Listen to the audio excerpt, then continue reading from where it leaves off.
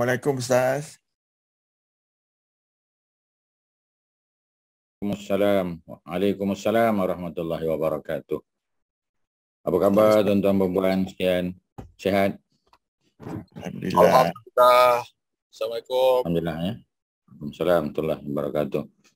Jadi kalau dah bersedia, kita mulakan pengajian kita pada malam ni, insya-Allah kita tadabbur. Bismillah, alhamdulillah, wassalatu wassalamu ala rasulillah, wa ma taufiqi illa billah, subhanaka la ilma lana illa ma 'allamtana innaka antal alimul hakim. Rabbi shrah li sadri wa yassir li amri wahlul 'uqdatam min lisani yafqahu qawli. Wala haula wala quwata illa billahil aliyil azim. Jadi alhamdulillah ya, kita berada di penghujung surah Al-Muzammil ya. Dan pada malam ni insya-Allah kita habiskan ada beberapa ayat saja lagi ya di dalam surah ni yang belum kita selesaikan. Kalau kita boleh tengok surah Al-Muzammil hanya 20 ayat. Ya, dan kita sudah sampai pada ayat yang ke-18 ya pada malam ni, dan kita buat kesimpulan saja ya. Jadi seperti mana kita sedia maklum, surah Al-Muzammil antara surah yang turun di Mekah. Ya, sebab bila kita sebut tentang Al-Quran, kita tahu 30 juzuk, dan daripada 30 juzuk ada 114 surah. Ya, 114 surah, 114 surah. 114 surah ni ya turun selama 23 tahun. Ya, 13 tahun di Mekah, 10 tahun yang bakinya di Al-Madinah Al-Munawwarah. Jadi oleh kerana di Mekah 13 tahun ya, maka logiklah ya kalau di Mekah lebih banyak turun surah. Ya, surah-surah Al-Quran lebih banyak turun di Mekah ya, kerana dalam masa 13 tahun lebih panjang ya, berbanding dengan 10 tahun yang di Al-Madinah Al-Munawwarah. Secara lebih tepat ya, di Mekah turun 86 surah. Ya, di Mekah 86 surah. Daripada 114 surah tu 86 yang turun di Mekah. Bakinya 28 surah ya turun di Al-Madinah Al-Munawwarah. Kalau kita banding Mekah dengan Madinah ya, Mekah banyak cerita tentang akidah. Ya, persoalan yang berkaitan dengan ketuhanan sebagai contoh ya. Kerana orang Mekah sembah berhala. Jadi tugas utama Nabi adalah untuk mengajak manusia mengesakan Allah. Jadi kalau dalam surah tersebut cerita tauhid, cerita mengesakan Allah, tu memang cerita Mekah lah tu. Ya, cerita tentang rukun-rukun iman. Ya, cerita tentang Allah, cerita tentang malaikat, cerita tentang kitab-kitab terdahulu, ya, cerita tentang Al-Quran, cerita tentang malaikat, ya, kita dah sebut tadi, dan juga cerita tentang hari kiamat. Macam Al-Muzammil cerita hari kiamat. Jadi bila kita tengok konten dia tu, ya, cerita ketuhanan, cerita rasul-rasul, cerita malaikat, cerita hari kiamat, ya, cerita kitab-kitab terdahulu, tu dah boleh agak lah. Mesti cerita ni ataupun surah ni turun di Mekah. Ya, begitu juga kalau dia berkaitan dengan persoalan akhlak. Ya, nak bagi tahu orang kafir Quraisy ni ya, dalam keadaan mereka tidak mengesahkan Allah, mereka sembah berhala. Ya, mereka juga mempunyai sikap ataupun akhlak yang buruk ya. Sebagai contoh, memperhambakan manusia. Ya, mereka menjadikan wanita-wanita seperti barang dagangan yang boleh ditukar milik ya sesuka hati mereka. Bila seseorang ayah meninggal ya, maka wanita-wanita yang menjadi hambanya akan dimiliki oleh anak-anak dia pula. Ya, jadi sudah tentu ya, ini perkara yang sangat ditentang oleh Islam, tak boleh lah. Jadi isu-isu begitu pun ya, isu yang berkaitan dengan cerita Mekah juga. Kalau hukum hakam tu cerita dah tahu dah, cerita Madinah. Ya, hukum hakam cerita Madinah. Cerita tentang apa kita panggil, tentang zakat fitrah, cerita zakat pertanian ya, zakat binatang ternakan ya. Jadi dah tentulah tak turun di Mekah kan ya. Di Mekah tak ada orang buat pertanian. Jadi macam mana nak ada syariat ataupun peraturan yang berkaitan dengan zakat pertanian? Dah tentulah tak ada ya. Zakat pertanian relevan di Madinah lah ya. Jadi macam kita lah ya, zaman sekarang khutbah Jumaat di Bukit Jelutong atau khutbah Jumaat di Petaling Jaya cerita tentang zakat padi, tak kena lah tuan-tuan ya. Tak kena ya. Jadi di PJ kita cakap pasal zakat daripada investment, contoh zakat daripada harta simpanan ya. Tapi kalau di cerita tentang pertanian, perdagangan dalam bentuk binatang ternakan, itu sesuai di luar bandar. Macam itulah cerita dia. Jadi apa lagi cerita tentang haji, ya, tentang harta pusaka, ya, tentang nikah kahwin dan sebagainya. Itu semua cerita-cerita yang disebut dalam surah-surah yang turun di Al-Madinah Al-Munawwarah. Itulah secara umum, tuan-tuan, ya. Okey, kita tengok ayat yang ke-18. A'udzubillahi minasyaitonirrajim. As-sama', ya, Allah mulakan dengan perkataan as-sama', satu objek yang berada di atas kepala kita. Ya, as-sama' maknanya langit, sesuatu yang tinggi. Ya, as-sama' ni mesti benda yang daripada atas kepala kita. As-sama', minas sama', daripada langit. Ya, contoh hujan turun daripada langit. Ya, kita kata al-mataru yanzilu minas sama'. Al-matar, ya, maknanya hujan itu yanzilu, dia turun, minas sama', daripada langit. Walaupun kita tahu, ya, hujan tu biasanya turun daripada awan, tapi awan juga berada di atas. Maknanya minas sama', daripada langit juga, ya. Jadi as-sama' ataupun langit ini kata Allah Subhanahu Wa Taala mumfatirun, mumfatir. Mumfatir makna terbelah, ya. Ketika kiamat berlaku, maka langit akan terbelah. Ya, langit yang nampak elok, ya, nampak cantik, ya, akan terbelah. Ya, akan terbelah, ya, akan terpecah. Ya, bihi disebabkan perintah daripada Allah Subhanahu Wa Taala. Jadi maknanya, ya, tidak ada yang boleh kita panggil, ya, yang boleh kekal selama-lamanya. Tak ada benda yang kekal. Yang kekal hanyalah Allah Subhanahu Wa Taala. Ya, even kita kata malaikat pun diwafatkan oleh Allah. Gunung ganang, ya, kita dah sebut gunung-gunung, ya, kita dah sebut dalam surah Suratul Waqiah contoh, surah Ad-Dukhan, ya. Gunung-gunung pun akan terpecah. Ya, ketika kiamat berlaku, gunung akan terpecah. Bumi, ya, akan kita panggil, ya, akan terpecah juga. Ya, bulan bintang, ya, matahari, ya, akan berlanggar, akan bertembung sesama sendiri. Maknanya itulah, ya, kejadian yang dipanggil sebagai al-qiyamah ataupun yaumul qiyamah, hari kiamat. Jadi antara perkara yang berlaku pada hari kiamat ialah langit itu mumfatirun. Ya, langit itu akan terpecah, terbelah, ya, pada hari itu, ya, disebabkan apa? Disebabkan kita panggil, ya, ketetapan Allah. Allah dah tetapkan bila kiamat berlaku, dunia yang kita nampak ni akan hancur. Kerana Allah akan gantikan dunia ini dengan dunia yang baru yang dipanggil sebagai mahsyar. Ya, manusia, ya, dan jin akan dikumpulkan di satu kawasan yang sangat lapang, ya, yang dipanggil sebagai, ya, sebagai mahsyar. Dan mahsyar itu daripada hadis-hadis sahih, ya, yang disebut oleh Nabi, mahsyar itu akan berada di antara, ya, di mana, tuan-tuan? Di antara Bukit Zaitun dan juga dipanggil Temple Mount. Temple Mount tu ialah tempat di mana adanya Al-Masjidil Aqsa, ya. Di tengah-tengah tu lembah, ya. Bukit Zaitun antara tempat paling tinggi di Jerusalem. Ya, kita kalau naik Bukit Zaitun, kita boleh tengok the whole view, ya, panoramic view. Kita boleh nampak Masjid Aqsa, Dome of the Rock, ya, kita panggil, dia punya Masjid Qibli dia, ya, the whole area, the whole complex of Masjid Aqsa tu kita boleh nampak. Ya, dan the whole Jerusalem tu kita boleh tengok, ya. Jadi di situlah dalam hadis yang sahih disebut, ya, hari di mana manusia akan dikumpulkan, tempatnya tidak lain tidak bukan adalah di situ, di Masjid Aqsa, ya, di Baitul Maqdis.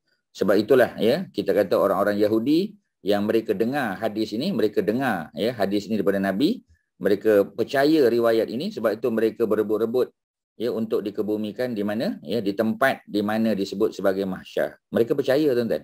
Mereka tidak memeluk agama Islam. Ya, mereka menolak, ya, kerasulan Nabi Muhammad SAW. Tetapi mereka buat apa yang Nabi cakap. Ya, mereka tak patuh pada Nabi. Dari segi agama, mereka kekal sebagai orang yang beragama Yahudi. Tetapi dari segi kebenaran hadis Nabi itu, mereka buktikan, ya, dengan mereka membeli tanah. Ya, mereka merebut Jerusalem ataupun Baitul Maqdis daripada orang-orang Palestin, orang-orang Arab Palestin. Sanggup mereka keluarkan belanja ribuan dolar, ya, ratusan ratusan ribu, ya, dolar untuk semata-mata membeli tanah, ya, untuk mereka dikebumikan di situ. Kerana mereka yakin kalau mereka dikebumikan di situ, merekalah, ya, kumpulan ataupun batch yang pertama yang akan dibangkitkan oleh Allah di mahsyar. Jadi mereka tak perlu tunggu lama. Kalau kita yang dikebumikan di tempat lain, di luar daripada Jerusalem, ya, lambatlah, ya. Itu mereka fikir secara logik. Mereka tak percaya pada Nabi, tapi mereka percaya apa yang Nabi cakap. Ya, seperti mana kita tahu tentang makanan. Ya, bila Nabi sebut kekuatan umat Islam itu terletak pada makanan yang dimakan dia. Ya, jadi mana kalau makanan yang dimakan tu makanan yang halal, yang thayyiban, ya, yang patuh syarak, ya, yang tidak dikotori oleh makanan syubhat, mudah-mudahan ya dia punya doa mustajab, doanya diterima pakai oleh Allah Subhanahu Wa Taala. Tetapi kalau makanan yang dimakan tu syubhat, ya, makanan yang tidak halal, ya, tidak baik, ya, sudah tentulah doa yang dipanjatkan kepada Allah, walaupun buih-buih dia berdoa, walaupun panjang doa dia, walaupun dia berdoa dia multazam sekalipun, tapi kalau makanan yang dimakan adalah makanan yang syubhat, apatah lagi haram, maka bagaimana mungkin Allah akan menerima doanya. Dalam hadis 40, ya, karangan Imam Nawawi disebut seorang lelaki yang bermusafir, dan kita tahu orang musafir ni doa mustajab. Ya, tuan-tuan kalau travel, ya, mungkin hari ni travel ke mana-mana ataupun besok lusa sempena Chinese New Year, bila kita travel kita tahu, ya, lebih daripada 80 km kita musafir dan kita punya doa mustajab, ya. Kemudian, ya, kita kata kita kita nak ziarah orang sakit pula, kita kata, ya, pergi sesuatu yang sangat dituntutlah, ziarah orang sakit, ada orang meninggal dan sebagainya, ya. Kita nak ziarah dia, kita nak solatkan jenazah dia, kita nak hantar ke kubur dan seumpamanya. Itu semua benda-benda, ya, yang kita kata sangat dituntut dalam Islam. Kita pula kena musafir untuk sampai ke tempat tersebut. Doa kita mustajab. Ya, kalau kita berpuasa pula, contoh hari ni, ya, kita puasa pula hari Senin, doa kita mustajab. Ya, begitu juga kalau kita sedang dizalimi, doa kita mustajab. Ya, kita ada hak terhadap sesuatu tapi kita tak dapat, contoh dia.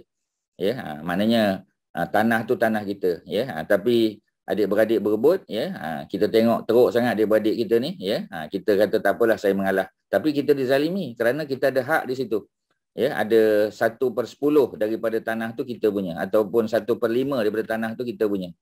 Ya, tapi oleh kerana, ya, abang kita dan sebagainya tuntut, ya, mereka pula pasang lawyer, ya, kita pula tak ada kemampuan nak pasang lawyer, maka, ya, seolah-olah macam kita dinafikan hak kita. Maka kita menjadi orang yang mustajab doa, sebab al-mazlumin, orang yang dizalimi. Ya, jadi orang yang berpuasa, ya, doa dia mustajab. Orang yang bermusafir, doa dia mustajab. Orang yang dizalimi, doa dia mustajab. Ya, dan of course doa mak ayah untuk anak-anak sangat mustajab. Ya, doa mak ayah untuk anak-anak sangat mustajab. Begitu juga doa anak-anak untuk mak ayah yang sudah meninggal dunia, juga mustajab, tuan-tuan.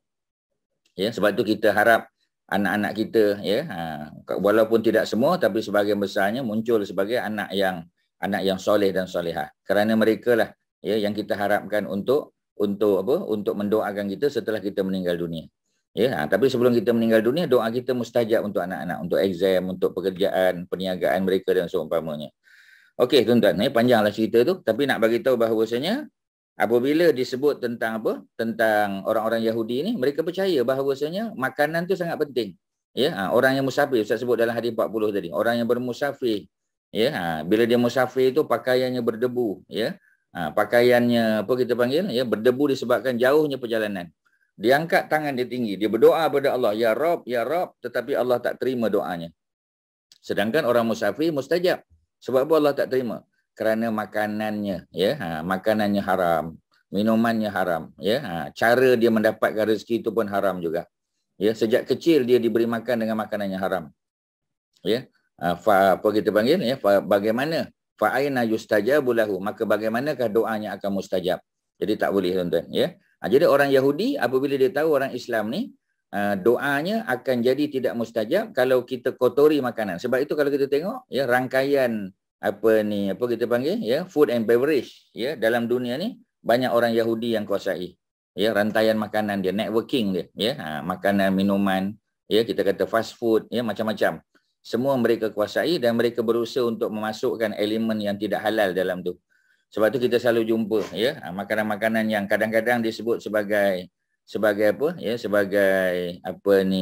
pork free sebagai contoh, ya, ataupun kita panggil Muslim friendly, ya, tapi bila kita cek betul-betul, ya, memang ada benda yang syubhat. So kena jaga-jagalah, ya, benda-benda tu. Sebab bila kita makan benda-benda begitu, doa kita tak mustajab.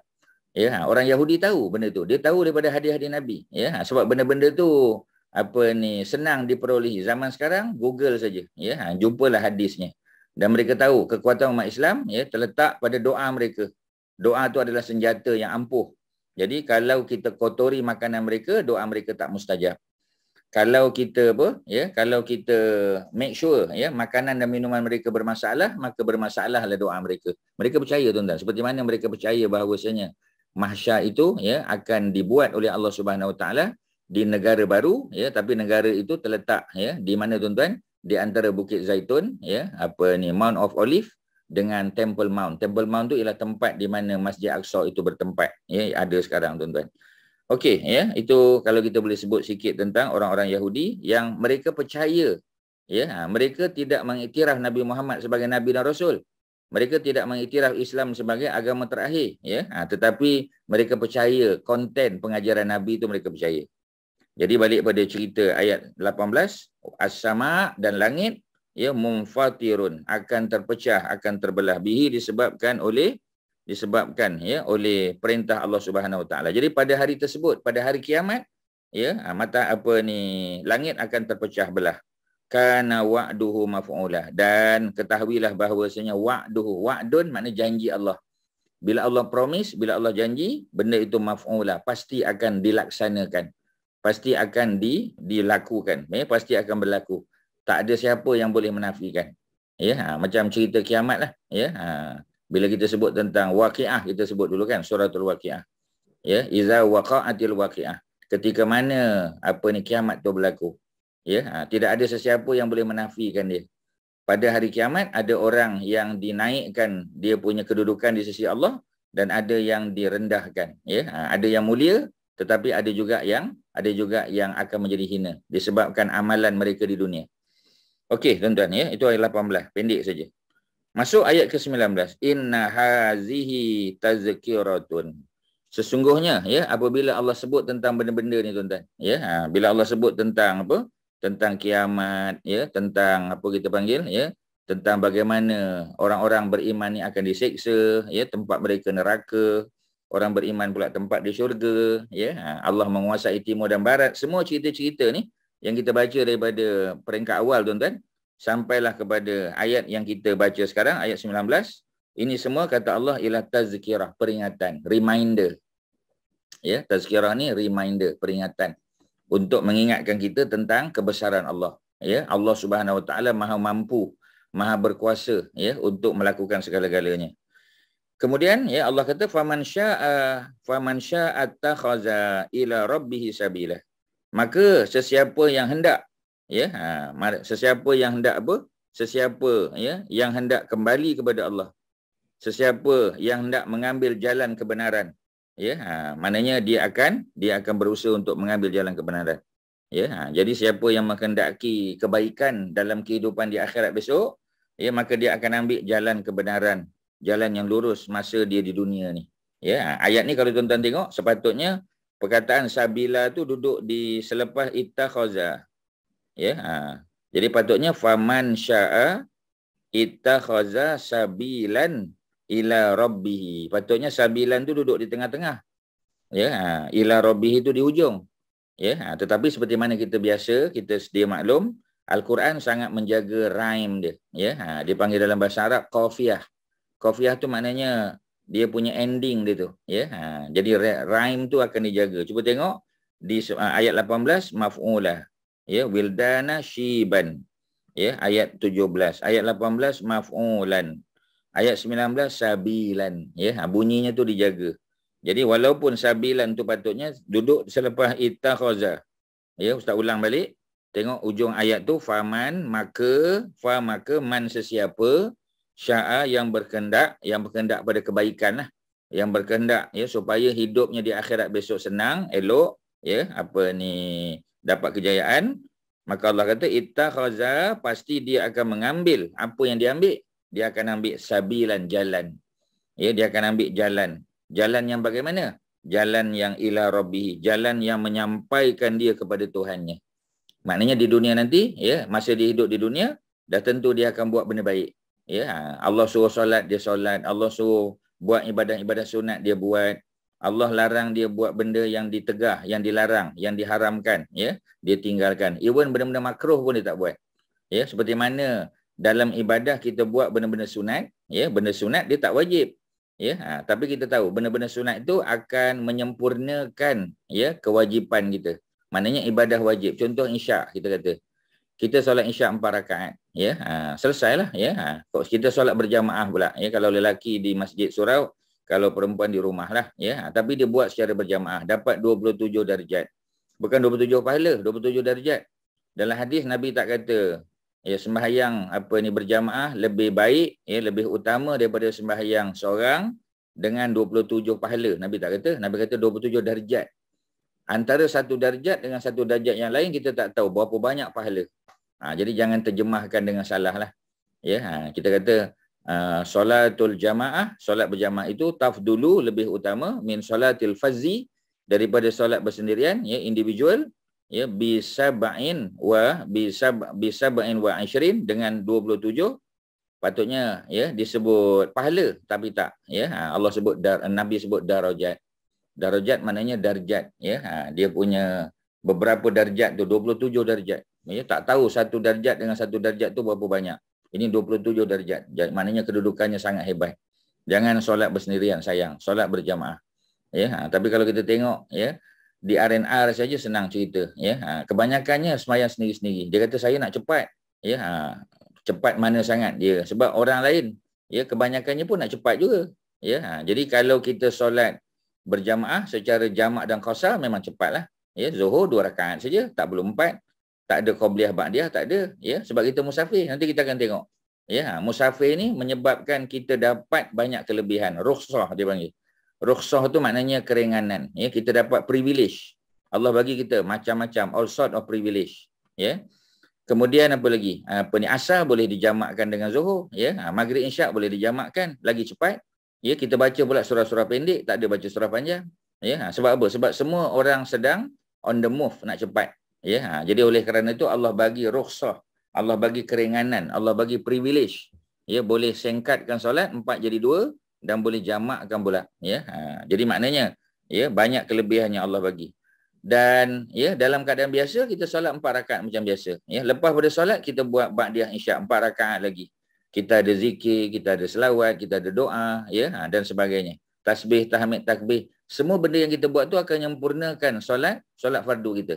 Sebab solat fardu kita mungkin tak khusyuk sangat, walaupun kita berusaha, ya. Mungkin ada tidak sempurna sujud dan rukuk kita.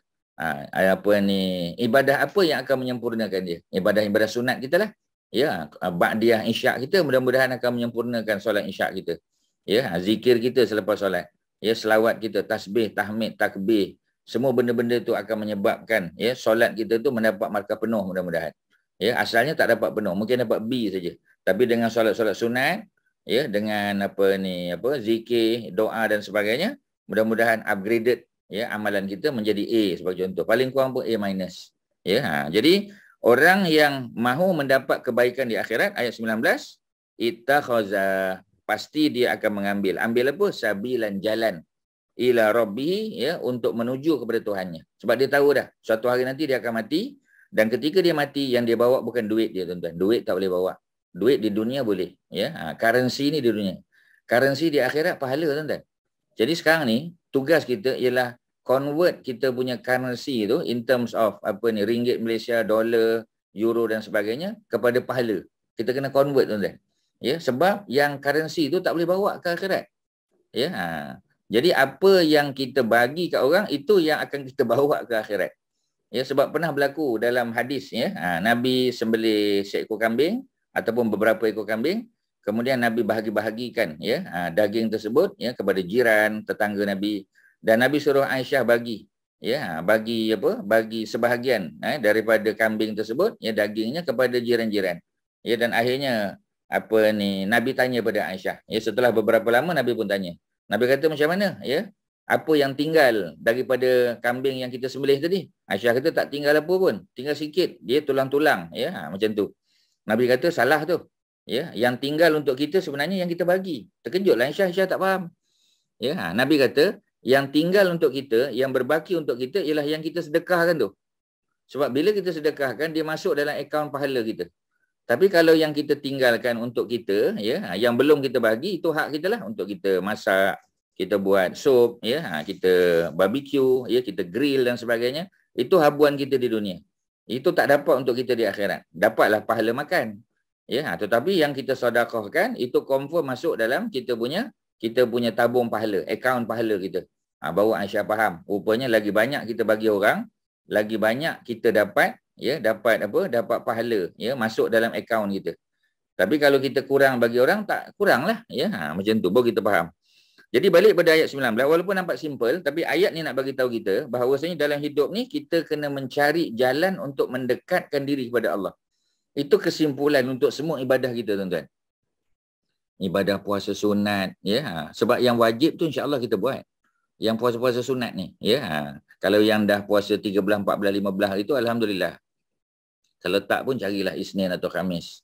Ya, ataupun, ya, kita kata banyakkan sedekah lah, ya. Buat-buat makanan hantar ke jiran, ya, ataupun apa sajalah, tuan-tuan, ya. Buat majlis, ya, apa saja yang boleh, ya, apa kita panggil menghasilkan pahala, ya. Buat kuliah-kuliah ke, ya, kumpul orang datang rumah kita untuk program agama, ya, ataupun ziarah orang sakit, ya, ziarah keluarga yang mungkin selama ni kita dah terputus hubungan dengan dia, ya. Bapa kita dengan bapa dia dulu, ya, kawan baik, ayah kita dah meninggal, ya, tapi pak cik yang kawan baik ayah kita masih hidup, kita datang ziarah dia, kita kata, pak cik, saya ni anak fulan bin fulan. Dulu ayah saya kawan baik pak cik. Dia kata, ya, ingat, ya, saya ingat lagi. Ayah kamu dulu memang baik dengan pak cik, tapi dia dah meninggal. Ya, alhamdulillah pak cik, oleh kerana ayah saya dah meninggal, saya datang untuk menyambung silaturahim. Ya, jadi maknanya saya datang ziarah pak cik, tengok keadaan pak cik. Ya, mungkin tak adalah, ya, bawa apa kita panggil buah tangan sikit, ya. Seronok pak cik tu pun seronok. Ya Allahu akbar, ya. Masih ingat lagi, ya, walaupun hubungan pak cik dengan bapa kamu, ya, tapi kamu sebagai anak meneruskan hubungan, ya, dengan pak cik, dengan keluarga pak cik, ya, pun boleh pahala, tuan-tuan. Sebab tu dalam hadis yang saya Nabi sebut, sesiapa yang mahu, ya, dipanjangkan usianya, ya, siapa yang mahu dipanjangkan usia dan dibuka rezekinya, maka tuan-tuan, hendaklah dia menyambung silaturahim. Fal yasil rahimah. Fal yasil, maka hendaklah ia menyambung silaturahim, ya, dengan keluarga yang mungkin dah putus hubungan. Kalau tak boleh, kita telefon, paling kurang telefon. Kawan-kawan ramai, kawan-kawan yang mungkin selama ni kita dah terputus hubungan. Ya, dia pun tak tahu kita di mana, tapi zaman ni zaman ada Facebook, zaman ada IG dan sebagainya, tuan-tuan, ya, media sosial. Semua tu merupakan cara untuk kita menghubungkan, ya, hubungan silaturahim balik. Dan kita kena buat. Sebab nak ambil ayat ni tadi. Faman syaa, maka sesiapa yang berkehendak kepada kebaikan. Dan kebaikan tu di akhirat lah. Kebaikan di dunia of course, dan kebaikan di akhirat. Siapa yang nak dapat kebaikan di akhirat, ittakhaza, ya, nescaya dia akan mengambil apa? Mengambil jalan. Dia akan cari macam mana nak tambah pahala. Macam mana nak mendekatkan diri ila rabbihi, kepada Tuhannya. Dengan ibadah sunat lah, tuan-tuan. Ibadah wajib tu memang wajib dah. Ibadah sunat. Ya, kita dah cerita kan, ya, sebelum ni tentang Abu Bakar, ya. Kalau ingat lagi, Abu Bakar bila ditanya pada Nabi tentang pintu syurga. Ya, Nabi kata manusia di akhirat besok, ya, akan dipanggil melalui pintu-pintu yang berbeza. Kalau tuan-tuan masih ingat, ya, dalam bab akhlak kita ada bincang. Ya, dalam cerita tentang Abu Bakar, ya, dalam sirah Abu Bakar Siddiq pun, ya, hari Jumaat kelas Nia pun kita dah sebut. Ya, bagaimana Abu Bakar, ya, apabila dia tanya pada Nabi, Nabi kata, ya betul. Ada orang yang dipanggil daripada pintu puasa, pintu Ar-Rayyan. Ada orang yang dipanggil daripada pintu solat. Maksudnya ni semua ibadah sunat, tuan-tuan. Solat sunat rajin dipanggil namanya daripada pintu solat. Ya, babus solah. Yang banyak jihad pada jalan Allah, babul jihad. Yang banyak sedekah, babus sedekah. Yang banyak puasa, ya, babus saum, babus siam ataupun babur rayyan. Ya, kemudian Abu Bakar tanya, is it possible or not? Ya, possible ke? Mustahil ke? Ya, ada orang yang akan dipanggil daripada semua pintu. Pintu sedekah pun panggil nama dia, pintu pintu puasa, pintu jihad, ya, pintu solat, semua panggil dia. Nabi kata, ya, dan aku berharap orang itu adalah kamu. Maknanya possible, tuan-tuan. Ada orang yang namanya dipanggil daripada beberapa pintu, boleh.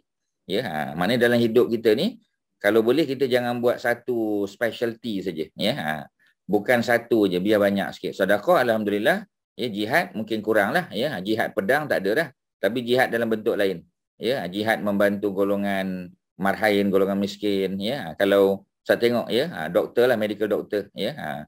Kita tengok masa kita bawa apa kita panggil, ya, bawa jamaah pergi ke Kampuchea sebagai contoh, ya. Jadi ada doktor-doktor Malaysia yang pergi pada hujung tahun buat apa ni, program berkhatan secara percuma, ya. Bawa apa ni, apa kita panggil, bawa copies of Quran, ya, mushaf, bawa daripada Malaysia, bawa pergi sana, ya. Kemudian usahakan pula untuk diterjemah ke dalam bahasa apa, Cambodia kita kata, ya.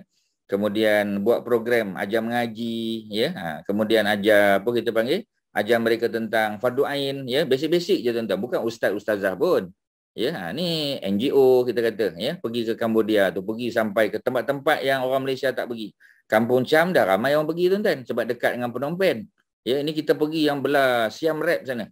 Ya, Battambong tu makna 2 jam setengah daripada apa kita panggil Siam Reap, ya, masuk kampung orang Islam, ya, miskin, ya, kita buat program-program macam ni, dan tempat dia memang apa kita panggil dhaif. Ya, tapi ada penempatan lah, jangan bimbang lah, ya. Kita arrange kan lah supaya apa kita panggil, kita boleh buat program ajar, ya, khusus macam 3 hari 2 malam, ya, intensif, ya, mengajar mukhaddam, mengajar mengaji, mengajar solat, ya. Kita bekalkan mereka dengan sedikit apa kita panggil, ya, apa makanan dan sebagainya. Jadi benda-benda tu semua boleh menghasilkan pahala tuan-tuan. Ya, berjalan pun dapat. Ya, sebab orang Malaysia suka berjalan. Ustaz tahulah sebab ustaz bawa, ya, jamaah ni. Jadi kita buat program, ya, dan seronok, ya. Sambil berjalan, sambil kita boleh buat pahala tuan-tuan. Ya, berjalan pun dapat, tengok tempat orang, ya. Dan kita boleh buat benda-benda yang mungkin di Malaysia pun boleh buat, banyak tempat boleh buat. Ya, tapi orang suka juga pergi overseas nak tengok sana tengok sini kan. Oh, macam ni rupanya. Baru kita tahu, ya, dia punya apa, orang Melayu, ya, orang Islam di sana ni berhadapan dengan pendakwah Kristian, ya, berhadapan dengan apa kita panggil, ya, apa ni, pendakwah Buddha dan sebagainya. Jadi baru kita nampak, ya, pertentangan. Di Malaysia mungkin tak nampak sangat sebab kita majoriti, ya. Kita punya official religion kita Islam di sini, ya. Dalam perlembagaan tu dijamin kelestarian agama Islam tu, tapi di luar tak, ya. Jadi benda-benda begitu tu, ya, yang disebut sebagai ittakhaza, dia mengambil, nescaya dia mengambil, dia mencari jalan, ya, sabila, jalan ila rabbih, kepada Tuhannya tuan-tuan. Ya, tu dia punya cerita. Tuan-tuan, sebelum kita masuk ayat terakhir, ada apa-apa silakan? Ada apa nak tanya? Shirin, ada apa Shirin? Ada apa tuan-tuan, silakan. Tak ada Ustaz, tak ada.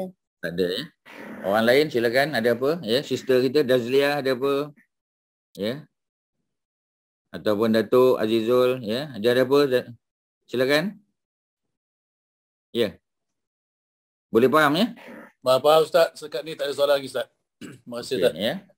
Ya, sama. Apa ni, Haji Megat, ada apa Haji Megat? Silakan. Assalamualaikum Ustaz. Ya, belum ada lagi Ustaz. Belum ada. Belum, ya? Okey. Kalau ada nanti silakan, ya. Jadi kita dah baca 2 ayat sebagai penutup, ya. Kita masuk ayat 20. Ya, ayat 18 cerita tentang fenomena kiamat.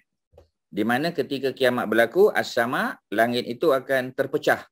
Ya, bagaimana dia berpecah? Bagaimana dia apa? Kita panggil dia terbelah, bagaimana kita tak tahu. Ini gambaran secara umum saja. Dan apabila silakan. Saya nak tanya soal ayat yang 19 tadi. Ustaz dia cakap pasal kita pada Masyar tu terletak di bumi di Syam Ustaz. Di bumi di Syam, di Palestin. Di Palestin. Jadi maksudnya masa kiamat tu, contoh kalau kita dikebumikan di Malaysia ke, maksudnya kita kena berjalan ke sana Ustaz?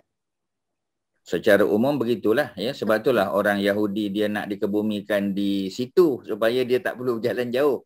Tapi ini dia pakai akal dia, fikir secara logik, ya. Jadi manusia kita tahu, ya, ketika dia dibangkitkan di mahsyar, ya, yang menentukan ialah amalan dia, ya. Jangan bimbanglah di mana pun kita dikebumikan. Kalau amalan kita baik, ya, currency yang kita bawa pahala tu pahala yang banyak, jangan bimbanglah. Walaupun kita dikebumikan di Malaysia tak ada masalah. Ini orang Yahudi beranggapan macam tu. Ya, tu kalau Ustaz boleh detailkan. Faham dah. Ya, ada lain silakan. Ya, boleh, ya. Okey, jadi balik pada cerita tadi tuan-tuan, ya, ayat 18 fenomena kiamat, dan janji Allah pasti Allah akan laksanakan.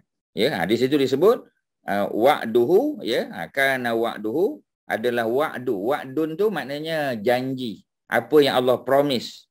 Maf'ulah pasti dilaksanakan, pasti terlaksana. Ya. Dan semua ini kata Allah adalah tazkirah, peringatan. Macam kita lah ya malam ni. Ini tazkirah lah tuan-tuan. Ya, kuliah online kita ya sebenarnya adalah tazkirah, reminder. Ya, Ustaz sebut balik benda-benda yang tuan-tuan dah biasa dengar, tapi kita ulang balik. Ya, cerita bahawasanya doa ya orang beriman, doa orang Islam ni dia akan termakbul ya apabila kita jaga makanan. Semua orang tahu. Ya, orang kita pun tak cari makanan haram tuan-tuan. Kalau dia tahu benda tu haram dia tak makan. Tapi kadang-kadang kita tak relate kan.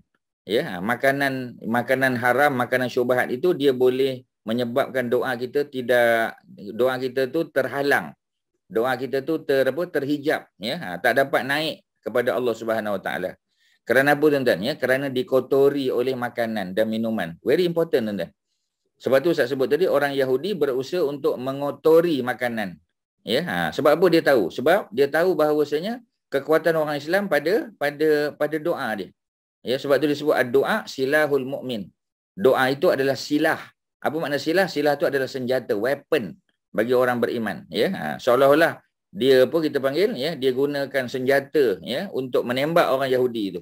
Tetapi macam tadilah ya, bila makanannya corrupted ya, bila makanan itu kotor ya, minumannya kotor, ada masuk kita panggil elemen-elemen macam kita kata makanan Japanese food lah kita kata. Ya, mungkin ada sake, mungkin ada benda-benda kita kata ya marine dan sebagainya yang memang tak halal contoh dia. Ya, melainkan kita tahu yang dibuat di Malaysia lah. Walaupun nama dia ya macam Nippon Sushi kita kata kan ya, atau orang Melayu punya. Dan dia make sure dia punya dia punya tukang masak dan sebagainya tu masak ikut pada peraturan yang betul lah ya. Tapi bila imported, bila franchisee ni kita tak tahu tuan-tuan. Ya, kita tak tahu sungguh-sungguh macam mana ya. Melainkan orang tu tukang masak, dia duduk di dapur ya, itu yang tu dia tahulah. Ya, sebab apa? Ya, sebab tukang masak yang tahu apa yang dicampur ya. Kalau setakat kerja di sebagai waiter ataupun sebagai pengurus, dia pun tak tahu detail tuan-tuan. Ya, jadi oleh kerana itu kita bimbang, takut terkesan kita punya makan tadi menyebabkan doa kita tak mustajab. Patutlah kita doa lama-lama tak dapat. Jadi benda ni very important tuan-tuan ya. Dan dia adalah peringatan.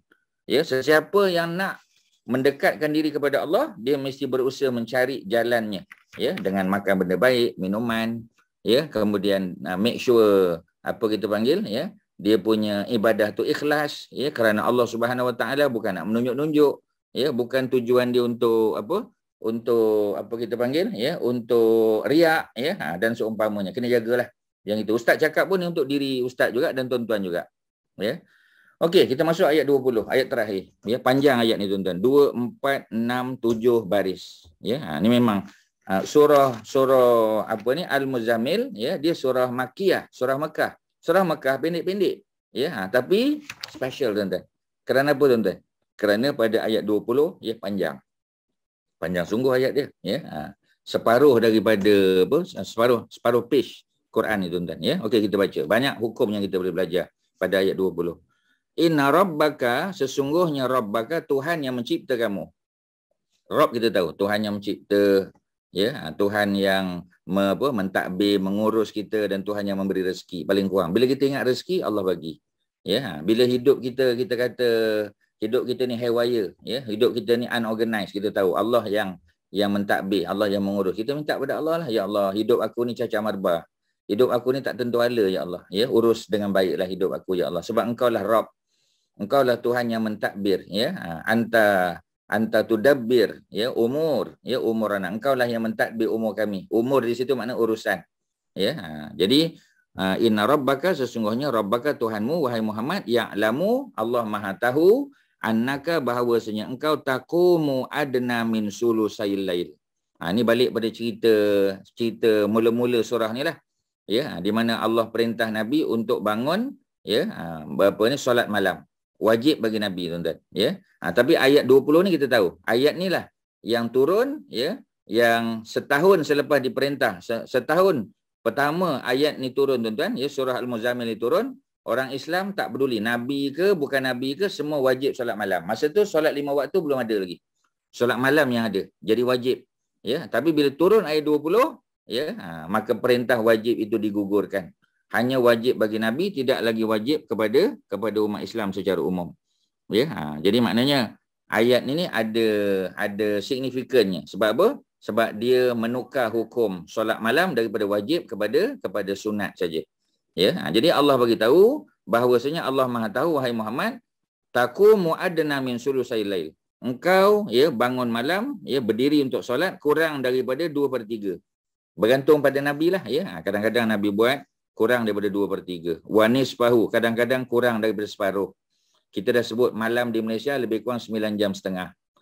Malam di Malaysia bermula daripada Isyak, bukan Maghrib. Maghrib bermula hari baru, tetapi Isyak bermula malam. Selagi mega merah di kaki langit belum hilang, maka Maghrib masih ada. Hilang mega merah, masuk waktu Isyak, bermula malam. Malam bukan bermula sejak tenggelam matahari, bukan. Malam bermula sejak hilangnya mega merah di kaki langit. Jadi betul kan? Kita punya kepahaman. Ustaz selalu sebut, malam bermula daripada Isyak. Sebab tu kalau kita nak baca suratul Kahfi, afdalnya baca selepas Isyak, bukan sebelum Isyak. Walaupun sah, walaupun dapat pahala, tapi pahala baca lepas Isyak lagi besar. Sebab hadis yang khusus menyebut siapa yang membaca suratul Kahfi malam Jumaat. Malam Jumaat.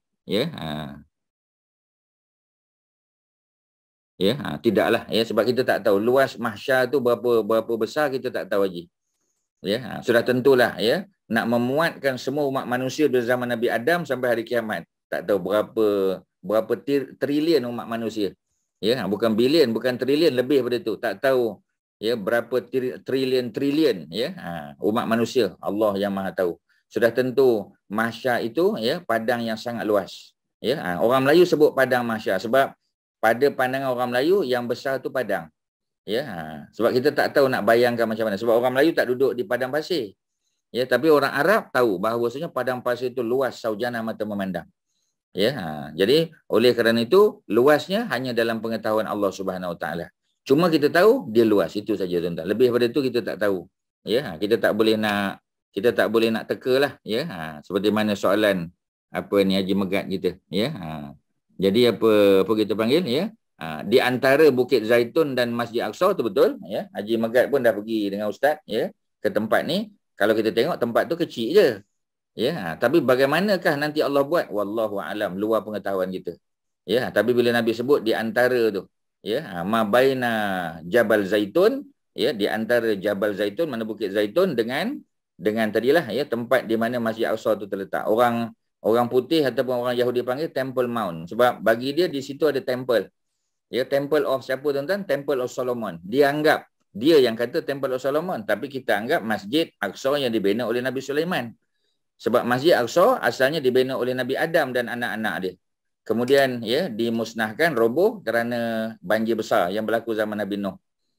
Kemudian Allah perintah Nabi Daud untuk bina semula. Itu ada riwayat dalam riwayat Al-Hakim, Imam Tirmizi ada riwayat tuan-tuan. Dan riwayat itu boleh dipertanggungjawabkan. Kalau tidak sahih pun hasan, mana boleh pakai. Kemudian apabila Nabi Daud bina, Nabi Daud tak sempat siapkan kerana umurnya pendek. Nabi Daud tak panjang usianya tuan-tuan.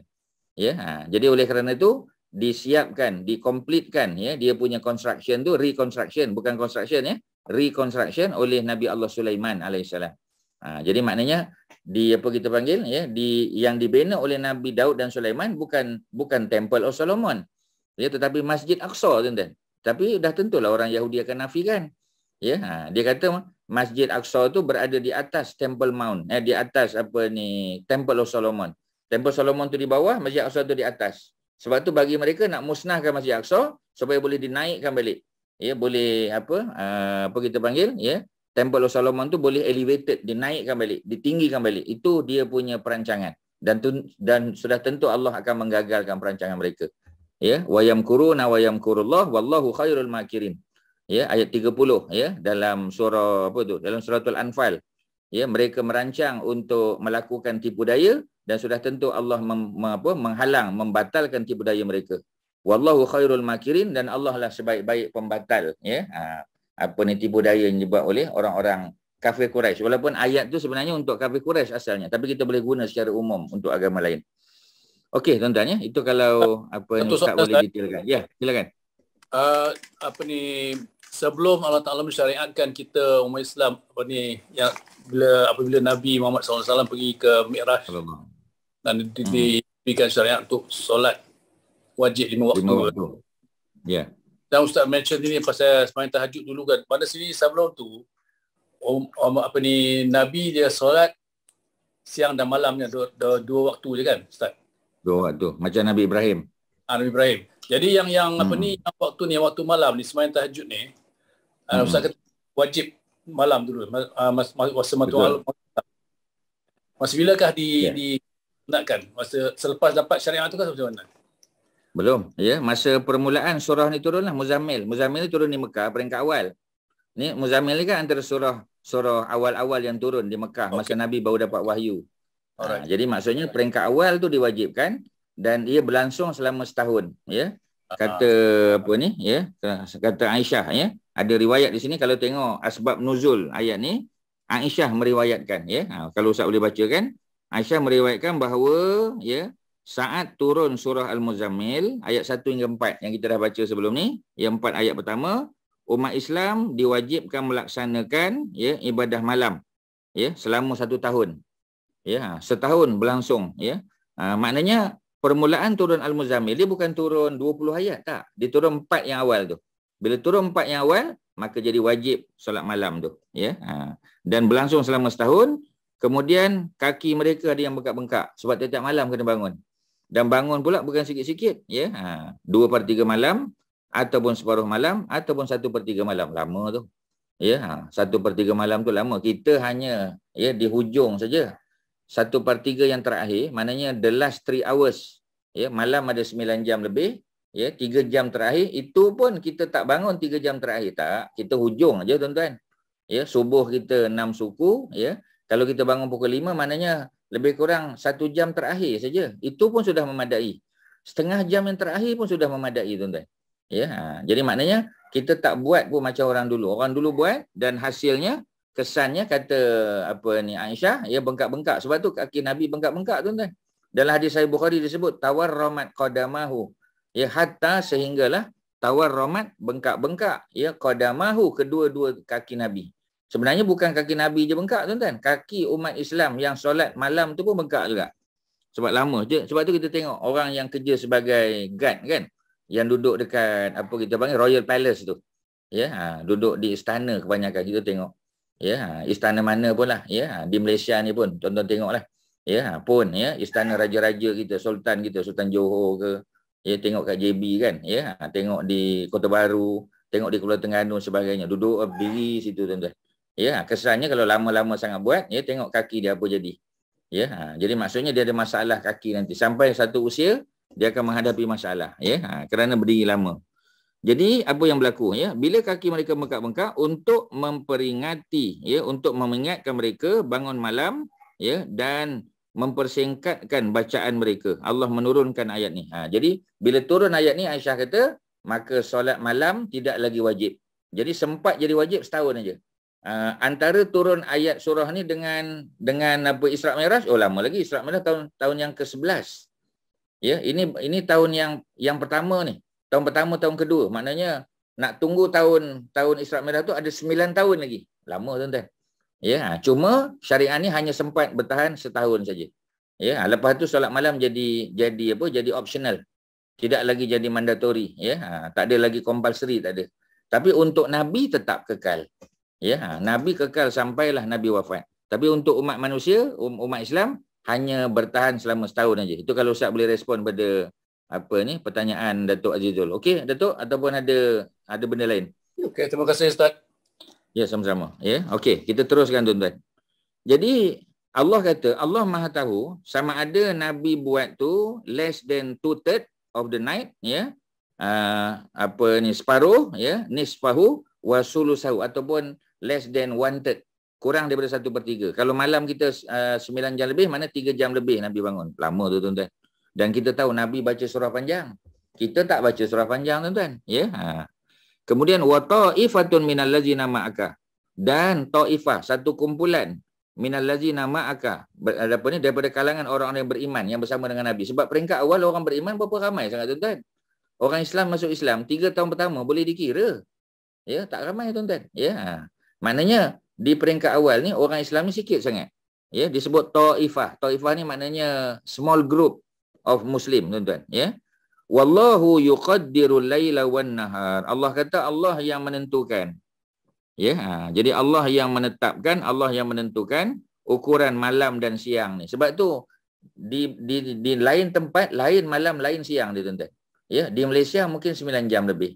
Di ada negara lain yang tak sampai. Ya, lebih-lebih lagi kalau berada pada musim sejuk, malam jadi panjang pula. Ya, ada tempat yang dia ada apa kita panggil midnight sun pula. Ya, ada matahari pada waktu malam. Ya, tempat kita tak ada. Ya, malam-malam, siang-siang, senang. Tapi tempat lain ada yang malam lebih panjang pada siang, ada kadang-kadang siang lebih panjang pada malam. Ya, sebab itu maknanya nak bagi tahu yang menentukan tu Allah. Kita pun tak tahu tuan-tuan. Ya, sebab tu negeri yang kita kata ya, berpuasa ya, hampir 23 jam ya, mereka punya siang tuan-tuan. Malamnya 1 jam saja. Jadi macam mana kita bayangkan ya, buka puasa ya, maghrib pun situ, isyak pun situ ya. Nak apa ni sahur balik, Allahu Akbar. Kita pun tak sanggup tuan-tuan. Ya, nak tahu lebih detail pun kita kata ya Allah macam manalah kalau kita duduk tempat-tempat begitu. Tapi masih ada orang beriman. Masih ada orang yang bertahan tuan-tuan. Ya, dalam keadaan macam tu masih ada bertahan. Sebab tu bila kita memikirkan ya keadaan orang yang susah, ya kita akan rasa ujian yang kita hadapi ni tak seberapa tuan-tuan. Ya, sebab itu kita disuruh membandingkan diri kita dengan orang yang berada di bawah kita. Ya, walaupun kita ni pun banyak cabaran, tapi orang yang di bawah kita lagi hebat cabaran dia. Tapi dalam ibadah kita kena tengok orang yang duduk atas kita. Ya, kita alhamdulillah buat solat duha 2 rakaat tak tinggal. 4 tu kadang-kadang. Tapi kita tengok kadang orang tu 8, 6 ya, konsisten. Ya, even kalau dia travel pun boleh buat lagi. Wush, maknanya memang hebat tuan-tuan. Kita kalau travel tak buat dah. Ya, nanti kita akan tengok ya lebih detail lagi solat malam ni. Masa kita travel buat tak solat malam tuan-tuan? Walaupun dia sunat, tapi adakah solat malam kita buat? Ya, ini kita tak nampak sangat ya, tapi kalau tuan-tuan pergi Mekah Madinah, tuan-tuan akan tengok. Ya, sebab di Mekah, di Madinah biasa orang pergi 3 hari je. Ya, 3 hari ataupun 4 hari. 3 hari ataupun 4 hari, tuan-tuan musafir tau. Tuan-tuan punya status adalah musafir. Nak buat solat malam ke tak? Ni ada jawapannya dalam ayat 20 ni. Kita akan tengok kejap lagi. Kemudian Allah kata apa? Alima an lan tuhsuhu fataba alaikum, ya. Dan Allah mengetahui bahawasanya kamu tidak mampu untuk mengukurnya. Ya, batas-batas waktu, ya. Kita mungkin tak pandai lah tuan-tuan. Ya, sebab itu ada ahli ilmu falak. Ya, ada jabatan ilmu falak di Jabatan Majlis Agama Islam, di Jabatan Agama ada. Mereka lah yang menentukan, mereka tengok anak bulan, mereka yang tentukan. Kalau masa nak tengok anak bulan tu cuaca buruk, hujan sebagai contoh, ya, dah tentulah mendung. Jadi bila mendung macam nampak anak bulan. Mereka kena buat calculation, ya, pakai ilmu fizik, ya, ukur balik, ya, macam mana ilmu astronomi yang mereka kuasai. Jadi adalah orang tertentu yang menguasai ilmu tersebut dan kita kena ikutlah. Ya, macam orang tanya kan. Dia kata pasal apa kalau Mekah, ya, lepas sunrise 15 minit lepas sunrise kita dah boleh sembahyang isyraq. Tapi kalau di Malaysia pasal apa 28 minit? Sebab kita punya zon waktu lain-lain. Ya, kita punya longitude ya di Asia Tenggara dengan longitude duduk di Mekah tu lain-lain. Ya, latitude mungkin sama, tapi longitude lain-lain. Jadi oleh kerana lain-lain, kita kena tengok anak bulan beza-beza. Ya, jadi kalau kita di Malaysia 28 minit selepas sunrise, di Mekah 15 minit, itu memang Allah tetapkan macam tu. Ya, ahli ilmu falak lah yang menentukan, bukan kita. Ya, sebab tu kadang-kadang kita tengok lepas sunrise, ya, lepas sunrise ada 15 minit dah ada orang bangun nak solat. Dia kata saya kat Mekah buat. Itu di Mekah. Kita bukan duduk di Mekah, kita di Malaysia. Kita kena ikutlah time Malaysia. Ya, even kita kata macam wukuf di Arafah tu, ya. Orang Malaysia selalu adalah ustaz-ustaz ingatkan. Ya, dia kata ni tuan-tuan, ya, waktu wukuf di Saudi, ya, sama dengan pukul 8 malam di Malaysia sampailah, ya, sampai 10 malam ke 12 malam. Jadi make sure kita berada pada waktu mana sama tuan-tuan, tak sama. Wukuf memang di Arafah. Dan yang special adalah di Arafah, bukan tempat kita. Sebab itu kita tidak dituntut. Ya, nak berdoa silakan. Tapi jangan spesifikkan waktu Mekah tu kita apply pada Malaysia. Tak kena tuan-tuan. Sebab itu yang dituntut bagi orang yang tak pergi haji ialah puasa Arafah. Dan puasa Arafah, waktu berdoa yang apa kita panggil, yang utama bila? Antara asar dengan maghrib. Di Malaysia, bukan waktu di Mekah.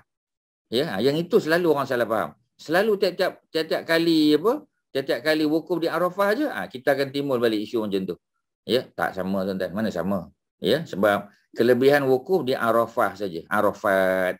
Ya, kita yang di Malaysia kelebihan pada puasanya, puasa Arafahnya. Ya, itu dia punya cerita dia. Okey, kemudian apa Allah kata? Allah kata fataba alaikum, lalu Allah telah menerima taubat kamu. Maknanya ya, orang Islam tak mampu buat lebih daripada 2/3. Sebab yang dituntut buat kadang-kadang lebih daripada 2/3. Orang Islam tak mampu buat. Even Nabi ya pun tak buat lebih daripada tu. Kadang-kadang buat, kadang tidak. Separuh malam pun tak mampu. 1/3 malam pun tak mampu. Sebab tu Allah kata Allah menerima taubat kamu. Ya. Kemudian Allah bagi ringan. Ya, sebab Nabi baca panjang. Ya, Nabi baca surah-surah panjang, tuan-tuan. Surah subuh pun Nabi baca panjang. Ya, surah Qaf Nabi baca. Ya. Jadi surah Waqiah Nabi pernah baca juga. Ya. Jadi 69 ayat, 67 ayat panjang-panjang, tuan-tuan. Jadi Allah bagi tahu kita, ya, faqra'u, maka bacalah ma apa yang tayassara minal Quran, apa yang mudah daripada Quran. Yang mudah ni mana, tuan-tuan? Apa yang kita hafal. Ya, itulah maksud apa yang mudah daripada Quran. Ya. Cuma kalau kita boleh beli macam Kak Masyitah tunjuk tu, yang dia beli kat rumah dia tu, ya, dan sebahagian surau dan masjid, tuan-tuan, ya, tu tak ada masalah lah, ya. Kalau kita rasa selesa, kita boleh baca the whole page, atau kita nak baca 2 page kan, boleh, tak ada masalah. Rakaat pertama baca page yang sebelah kanan, rakaat kedua baca page yang sebelah kiri. Ya, ataupun nak baca 2 page tu dalam satu solat. Kemudian yang lain, ya, rakaat kedua kita baca daripada surah-surah yang kita hafal pun boleh, tuan-tuan. Ya, itu juga boleh dimaksudkan sebagai bacalah apa yang mudah, ya, daripada Al-Quran. Sama ada mudah yang kamu telah hafal atau mudah kerana kamu ada akses. Ya, sebab ada Quran besar yang kita dah beli, yang kita letak kat stand dia tu pun termasuk juga, tuan-tuan. Ya, kemudian apa lagi? Alimaan sayakunu minkum mardo. Ya, jadi Allah mengetahui kalau ada di kalangan kamu yang sakit. Mana kalau sakit tak payah solat malam. Dah sakit, ya, tak payah solat malam, jangan bangun juga, ya. Maknanya kadang-kadang mak ayah kita, ya, dia memang dah selalu tahajud. Jadi dia sakit, demam, malam nak bangun juga kadang-kadang tergelincir, ya, jatuh sampai terantuk. Maknanya tak dituntut, tuan-tuan. Tuan-tuan kena bacakan ayat ni, bagi tahu dia, ya. Sesiapa yang marda, ya, orang-orang yang sakit, wa akharuna yadribuna fil ardi, dan orang-orang lain, ya, yang yadribuna, mereka berjalan fil ardi atas muka bumi. Ya, bertaruna min fadlillah, mereka mencari, ya, kurniaan daripada Allah. Sama ada mereka pergi musafir itu kerana berniaga, mereka musafir itu kerana berperang pada jalan Allah, mereka musafir itu kerana dakwah dan sebagainya. Itu semua termasuk. Kalau kita musafir, ya, tak ada solat sunat, apa ni, tahajud, tak payah, tuan-tuan. Itu ada keringanan. Orang sakit pun tak payah, ya, orang yang tertidur memang tak payah, dan orang yang bermusafir pun tak payah solat malam. Maknanya, tuan-tuan, kalau tuan-tuan pergi Madinah, ya. Tuan-tuan pergi Madinah, duduk Madinah 4 hari 3 malam atau 5 hari 4 malam, mana orang lebih lagi. Kalau umrah tak boleh pergi lebih daripada tu, tuan-tuan.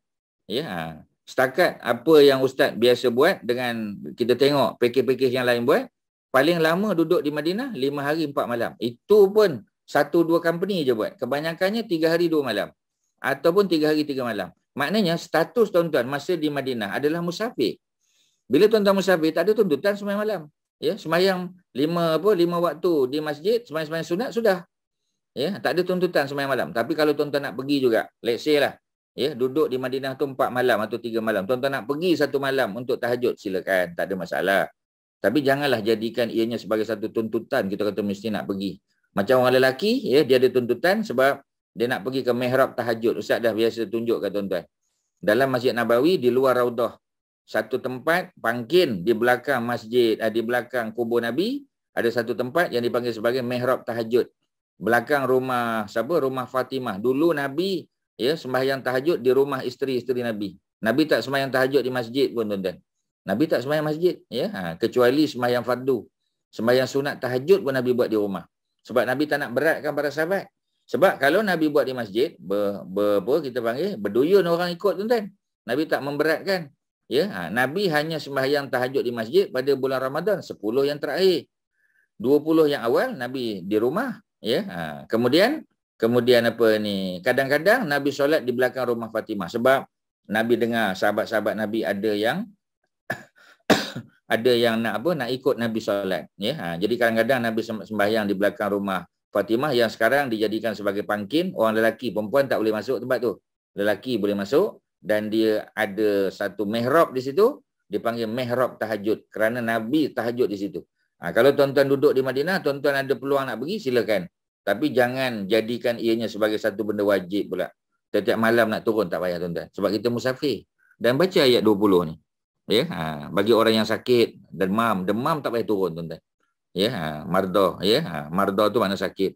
Yang kemudian orang lain, yadribuna fil ardi, mereka bermusafir. Yadribuna di sini makna yusafiruna, mereka bermusafir atau muka bumi. Ya, tujuan ni mesti tujuan baik. Ya, yabtaruna min fadlillah. Mereka mencari ya kurniaan Allah. Maknanya berdakwah, berjihad berjalan Allah, ya, ataupun musafir kerana menziarahi orang sakit, ya, apa ni, mengubat orang ya kerana dia doktor pakar, itu lainlah tuan-tuan. Ya, dia doktor pakar IJN sebagai contoh, ya, ada kes yang berlaku di Pulau Pinang. Jadi pesakit tak boleh diterbangkan ke IJN sebab apa ni, apa kita panggil, ya, dia tenat, ya. Jadi doktor IJN tu kena travel pergi ke Pulau Pinang. Mana musafir lah. Ya, KL pergi Pulau Pinang memang lebih pada 80 km, lebih pada 120 km. Ataupun nak kena buat di JB contoh, ya, dia kena pergi ke JB. Ya, lebih pada 120 km. Musafir juga. Jadi tak perlu jamak qasar, memang boleh, tak perlu dia apa? Tak perlu dia sembahyang tamam, tak perlu. Ya, Zuhur boleh buat 2, Asar boleh buat 2, boleh jamak pula. Kemudian sembahyang malam tak payah tuan-tuan. Ya, kerana dia memerlukan tenaga untuk apa? Untuk merawat, ya, untuk melakukan operation kepada orang sakit tadi. Tak perlu tuan-tuan. Wa akharuna yuqatiluna fi sabilillah. Begitu juga orang yang berjuang pada jalan Allah. Ini didetailkan. Ya, kalau tadi secara umum, ya, termasuklah orang yang berjihad pada jalan Allah. Tapi ayat ni mendetailkan lagi. Ya, maka Allah kata kalau nak sembahyang pun faqra'u, ya, maka bacalah ma tayassara minhu, apa yang mudah, ya, daripada Al-Quran. Minhu tu maknanya minal Quran. Ya, seperti mana ayat di atas tadi. Ayat yang sama. Ya, baris yang ketiga tu.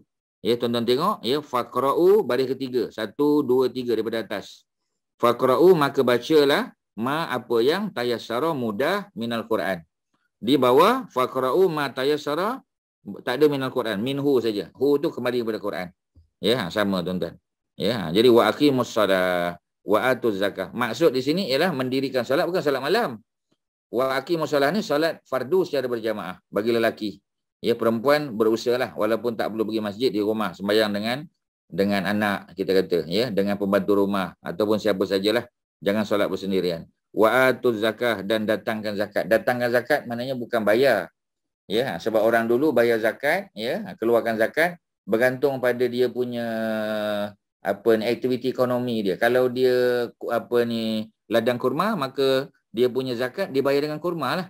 Kalau dia bela kambing, dibayar dengan kambing. Kalau dia bela unta, dibayar dengan unta.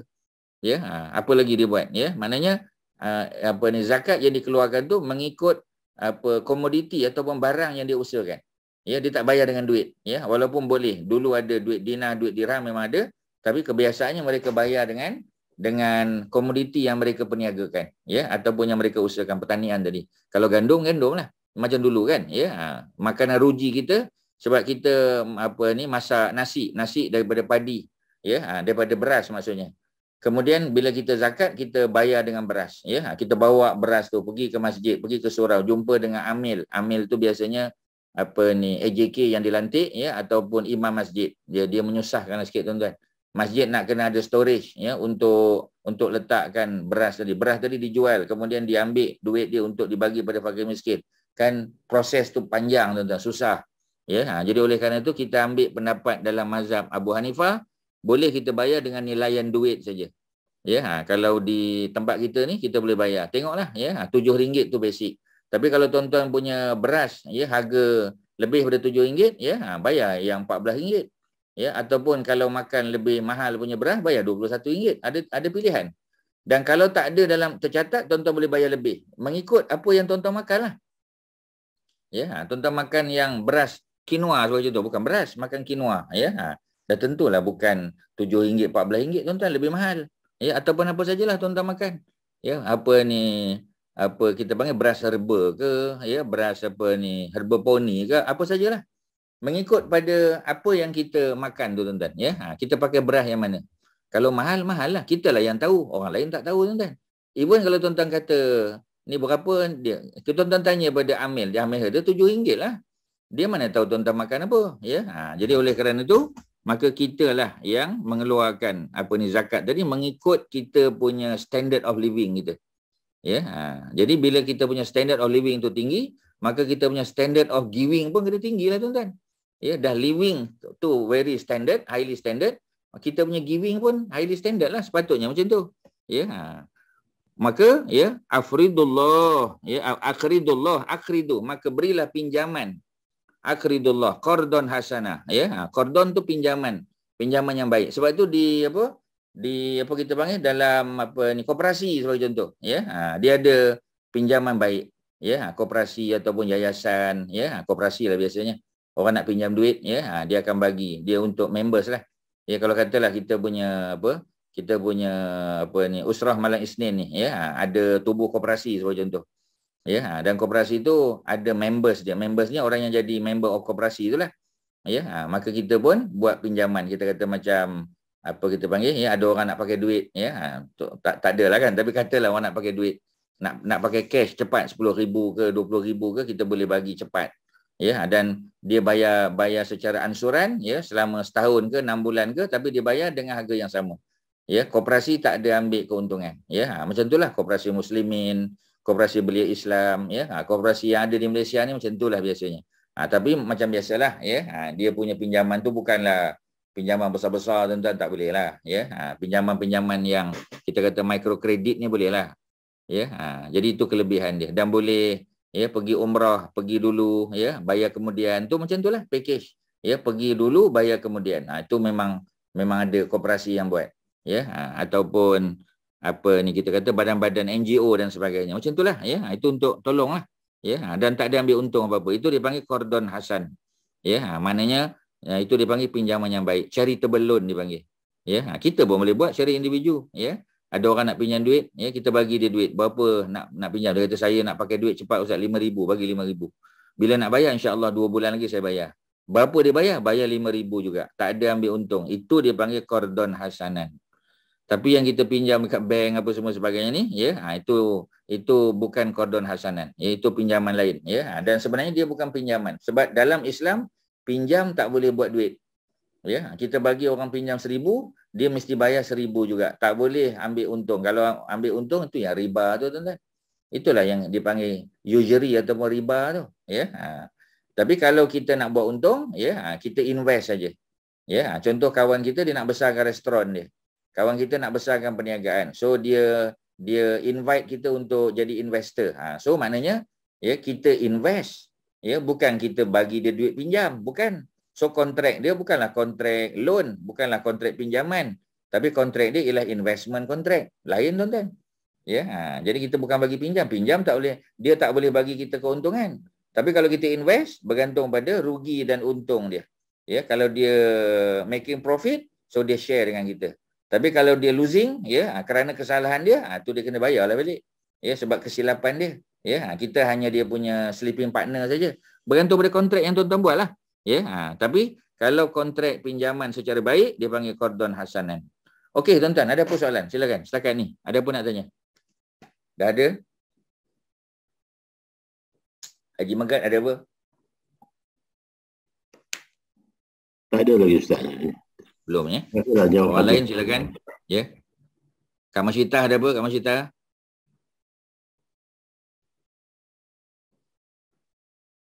Assalamualaikum, Ustaz. Waalaikumsalam, betul lah. Ya, silakan. Saya nak tanya, tapi bukan hal yang hari ni lah, ya. Apa ni? Ya, Ustaz. Okey, kita selalu memanglah kita mengaji, kita akan ada, kalau kat rumah kita ambil duduk kan. Tapi betul, nak confirm je, Ustaz. Tapi kalau kita sebenarnya, kalau kita nak mengaji, tak ada wuduk pun boleh kan. Kalau kat luar lah, mana tahu kita keluar kan, kita baca Quran kat kereta ke, kat mana-mana kan. Maknanya baca through handphone ke? Tak. Bawa lah juzuk yang 112 sampai 30 tu ke apa-apalah. Tapi kita misalnya tak ada wuduk, kita boleh kan baca kan? Kalau ada terjemahan, better kalau nak keluar daripada khilaf, yang baca yang ada terjemahan lah. Tak apa, 1 juzuk, 1 surah boleh. Tapi yang ada terjemahan tu lebih baik. Sebab tapi kita tak pegang yang Arabik saja. Oh, tapi hari tu kita adalah tengah kuliah hari tu Ustaz cakap boleh kalau kita tak ada wuduk baca Quran. Quran biasa ke misalnya lah pun. Kalau dia Arabic text saja ada khilaf, ada ulama tak benar kan? Okey, tapi kalau yang tak ada tu, oh you mean ada yang tak benarkan, tapi ada yang boleh benarkan lah maksudnya.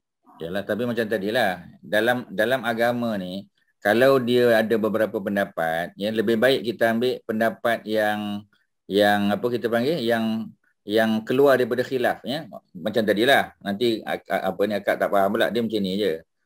Cerita baca Quran, sebab tu saya tanya tadi, kalau baca handphone, pakai handphone tak ada isu. Sebab handphone bukan Quran, ya. Walaupun ada apps dalam tu, ya. Tapi kalau kita pegang Quran fizikal, ya, mushaf tu, walaupun dia apa ni satu surah je, contoh surah Al-Waqiah kita baca. Ya, kita ada dalam kereta kita. Ya, hanya surah Al-Waqiah ataupun surah Yasin ataupun surah Ad-Dukhan dan sebagainya. Jadi kalau dia saja, ya, sebahagian kata boleh, sebahagian kata tak boleh. Sebab dia Quran juga, ya.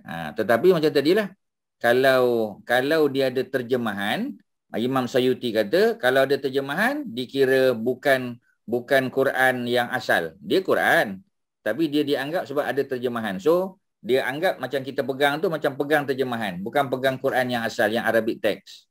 Ya, itu lebih selamat. Sebab tu Ustaz kata tadi, kalau nak cari Quran, kita nak baca juga, ya, nak baca lebih selesa apa ni fizikal Quran tu, baca ataupun beli yang ada terjemahan Melayu ataupun bahasa Inggeris, itu lebih baik. Lebih selamat daripada kita kita keluar daripada khilaf tadi. Sebab ada ulama kata boleh, ada ulama kata tak boleh. Itulah cerita dia. Ya. Okey, tak apa. Terima kasih Ustaz. Ya, sama-sama, ya. Macam tadilah, ya, macam Syirin ada kata, ya, pandangan berhadap besar saja, memang berhadap besar tak boleh peganglah. Ya, tapi kalau hadas kecil boleh, ya. Jadi macam tadilah, ya, masih ada ulama yang kata hadas kecil pun tak boleh. Ya, sebab apa? Sebab dia tetap Quran. Ya, cuma nanti ada tak ulama sebab dia fiqh ni dia ada banyak versi. Ya, ustaz pun tak nak memeningkan tuan-tuan. Jadi oleh kerana ada ulama kata boleh, ada ulama kata tak boleh, lebih selamat kalau kita baca yang ada terjemahan. So, hadas kecil pun boleh pegang, apa ni ada wuduk pun boleh pegang. Ya kan selamat tu. Ya, jadi tuan-tuan kalau nak bawa yang satu surah saja, surah Yasin saja ataupun surah Waqiah saja, surah Muluk saja, surah Dukhan saja. Ya, cari yang ada terjemahan. Kebanyakan yang ya, contoh kita kata ni kan, ni hadiah biasa orang bagi dalam ya, apa ni orang kahwin biasa bagi. Ya, ada satu surah, dua surah ataupun satu apa kita panggil ya, Ar-Rahman contoh. Ya, Al-Waqiah contoh. Ya, dia ada terjemahan. Ada terjemahan, ada mukadimah dia surah ni mengenai apa. Yang itu tak ada khilaf. Walaupun ada kecil tapi tak ada masalah. Ya, sebab Imam As-Suyuti kata kalau Quran yang ada terjemahan, ya, so dia tidak dianggap sebagai Quran asal. Ya, Quran asal tu maknanya teks Arab saja. Jadi selamat. Okeylah macam itulah maknanya. Ya. Kemudian pahala baca Quran with or without terjemahan sama ke Ustaz? Ya, pahala baca Quran. Ya, pahala baca Quran. Ini dah cerita tentang pahala, ya. Tadi kita cerita tentang hukum pegang atau tidak. Ini dah sikit keluar, ya. Pahala baca Quran saja. Satu lagi baca Quran ada terjemahan. Ada tentulah beza. Kalau baca Quran saja dapat pahala baca. Ya, tapi baca Quran dengan terjemahan dapat dua-dua. Dapat pahala baca dan pahala memahami Al-Quran. Dah tentulah better.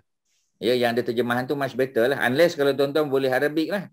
Bila boleh Arabic kita akan pergi satu-satu. Kita akan tengok makna. Ya, jadi dah tentulah lagi besar pahalanya sebab kita buat analisis. Ya, kita tengok dia ni, oh ni perintah ni. Ya, oh yang ini perintah tapi dia sunat, dia bukan wajib. Ya, semua benda-benda tu tuan-tuan, ya, kalau kita punya command of Arabic bagus kita boleh tahu. Tapi kalau kita punya command of Arabic tak bagus kita pakai terjemahan. Tapi kalau boleh tengok translation yang ada tafsir lagi baguslah. Maknanya interpretation much better. Macam tu maksudnya, ya. Okey, ada soalan ke Ustaz? Respon tak pada soalan-soalan ni ataupun ada kekeliruan? Silakan. Ada apa? Tuan-tuan, ada apa? Ya, tentang ni tadi. Ya. Silakan.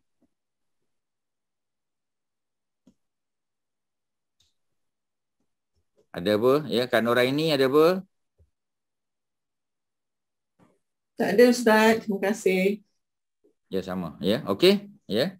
Jadi macam tadilah, kesimpulannya ialah kalau tuan-tuan nak baca daripada handphone, tak ada isu. Sebab handphone tidak dianggap sebagai physical Quran. Tuan-tuan boleh buka surah mana pun, walaupun hadas kecil, tak ada wuduk, ya. Tidak ada masalah, ya. Sebab itu handphone boleh bawa masuk tandas.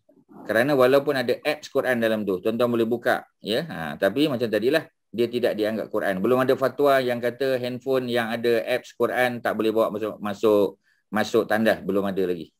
Ya, sebab itu kalau tak ada wuduk pun pegang handphone yang ada Quran tidak ada masalah. Tapi kalau physical Quran, mushaf tu, walaupun bukan 30 juzuk, let's say ada 1 juzuk, sebab ada juga Quran yang dijual dia 30 jilid, satu jilid 1 juzuk, 30 jilid 30 juzuk, ya. Pun ada. Jadi kita nak ambil satu je. Let's say kita nak ambil juzuk 3, ya. Sebahagian ulama kata oleh kerana juzuk 3 tu hanya satu daripada 30, maka dianggap ianya sebagai bukan Quran. Ada yang kata macam tu. Pasal apa para ulama ni tak sepakat, tuan-tuan? Sebab fiqh ni memang tak sepakat. Ya, itu belum tengok dalam Hanafi macam ni, Syafi'i macam ni kan banyak. Jadi untuk keluar daripada khilaf tu, lebih baiklah ada wuduk. Ataupun make sure Quran yang kita baca ada terjemahan. Imam Suyuti tadi punya pendapat. Kalau ada terjemahan bahasa Inggeris, bahasa Melayu dan bahasa lain, maka ia dianggap sebagai tidak perlu ambil wuduk untuk pegang. Tapi nak dapat pahala besar, ambil wuduk lah. Sebab itu akhlak kan.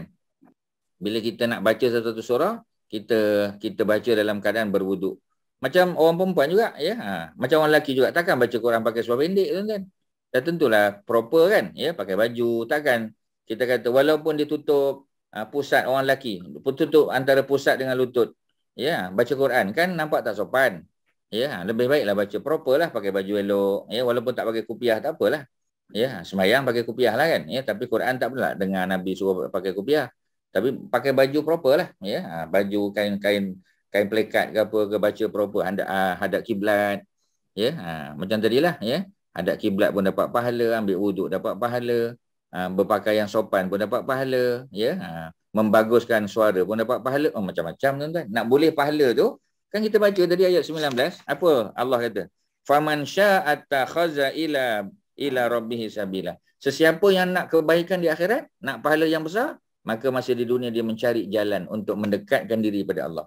Macam mana nak dekatkan diri pada Allah? Berwuduk, hadap kiblat, ya, pegang proper, pakaian elok. Kalau perempuan bertudung, pakai ni, telekung dan sebagainya. Itu semua akan menambah pahalanya. Kerana dia berusaha untuk mendekatkan diri pada Allah. Itu poin ayat 19, tuan-tuan. Ustaz harap tuan-tuan boleh faham. Okey, ya. Ada apa lagi? Silakan. Ada apa? Tuan-tuan? Ada, tak ada? Kalau tak ada, kita habiskan ayat ni, ya. Kita cuba habiskan insya-Allah, ya. Supaya kita tidak lagi berada di surah ni, kita boleh tukar surah lain pula akan datang.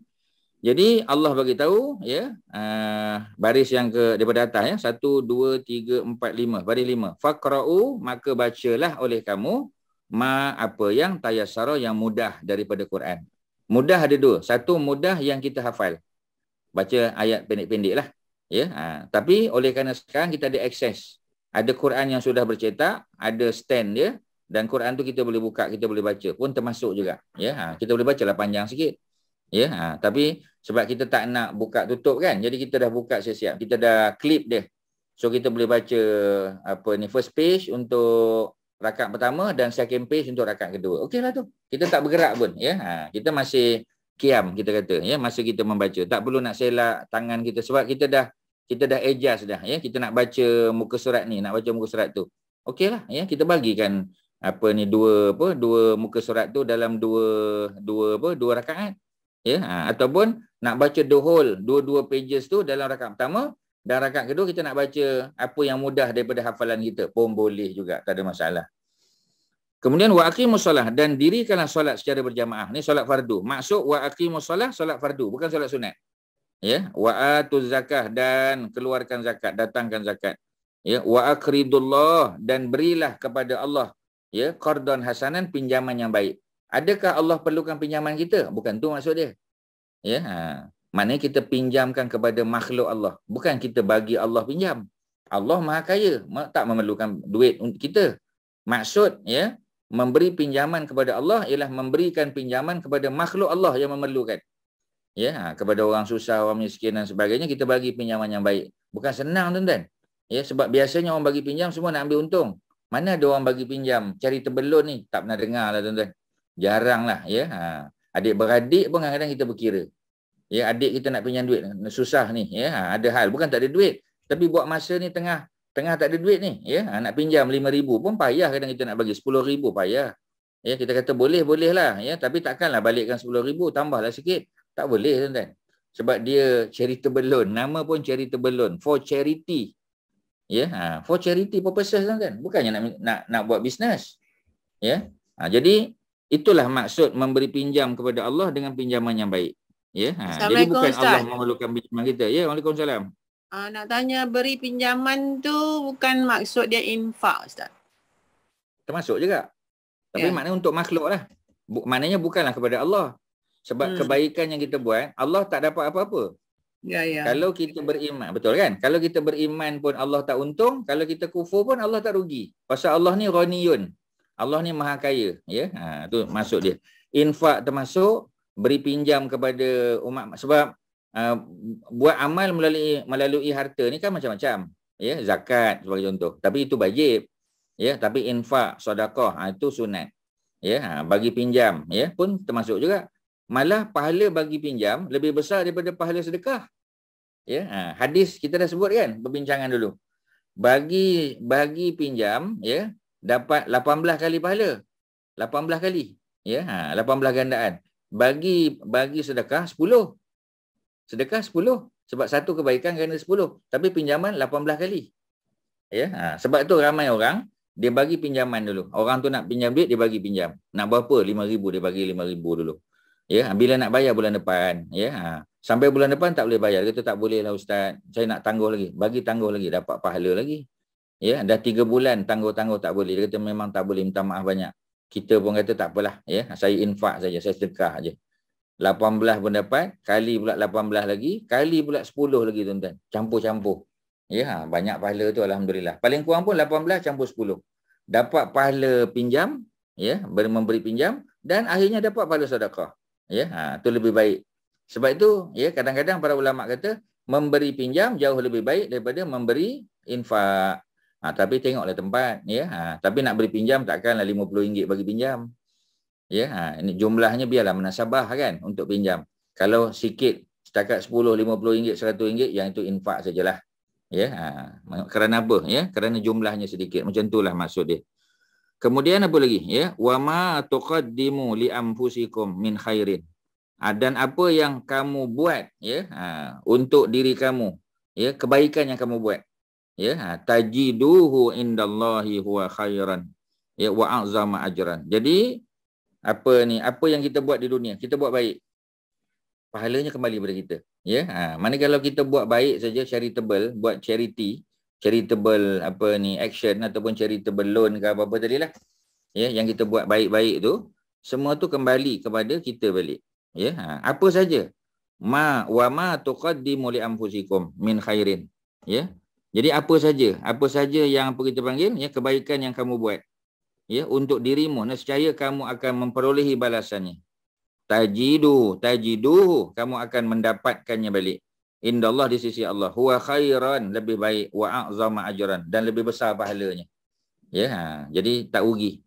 Wastaghfirullah. At the same time, kena istighfar kepada Allah, minta ampun. Innallaha ghafurur rahim, kerana sungguhnya Allah itu ghafur, maha pengampun. Dan rahim, ya, maha belah kasihan. Kerana ada orang yang buat dosa, Allah tak boleh ampun. Tak cukup syarat. Ya, kalau kita tak fulfill the requirement, Allah tak ampun, tuan-tuan.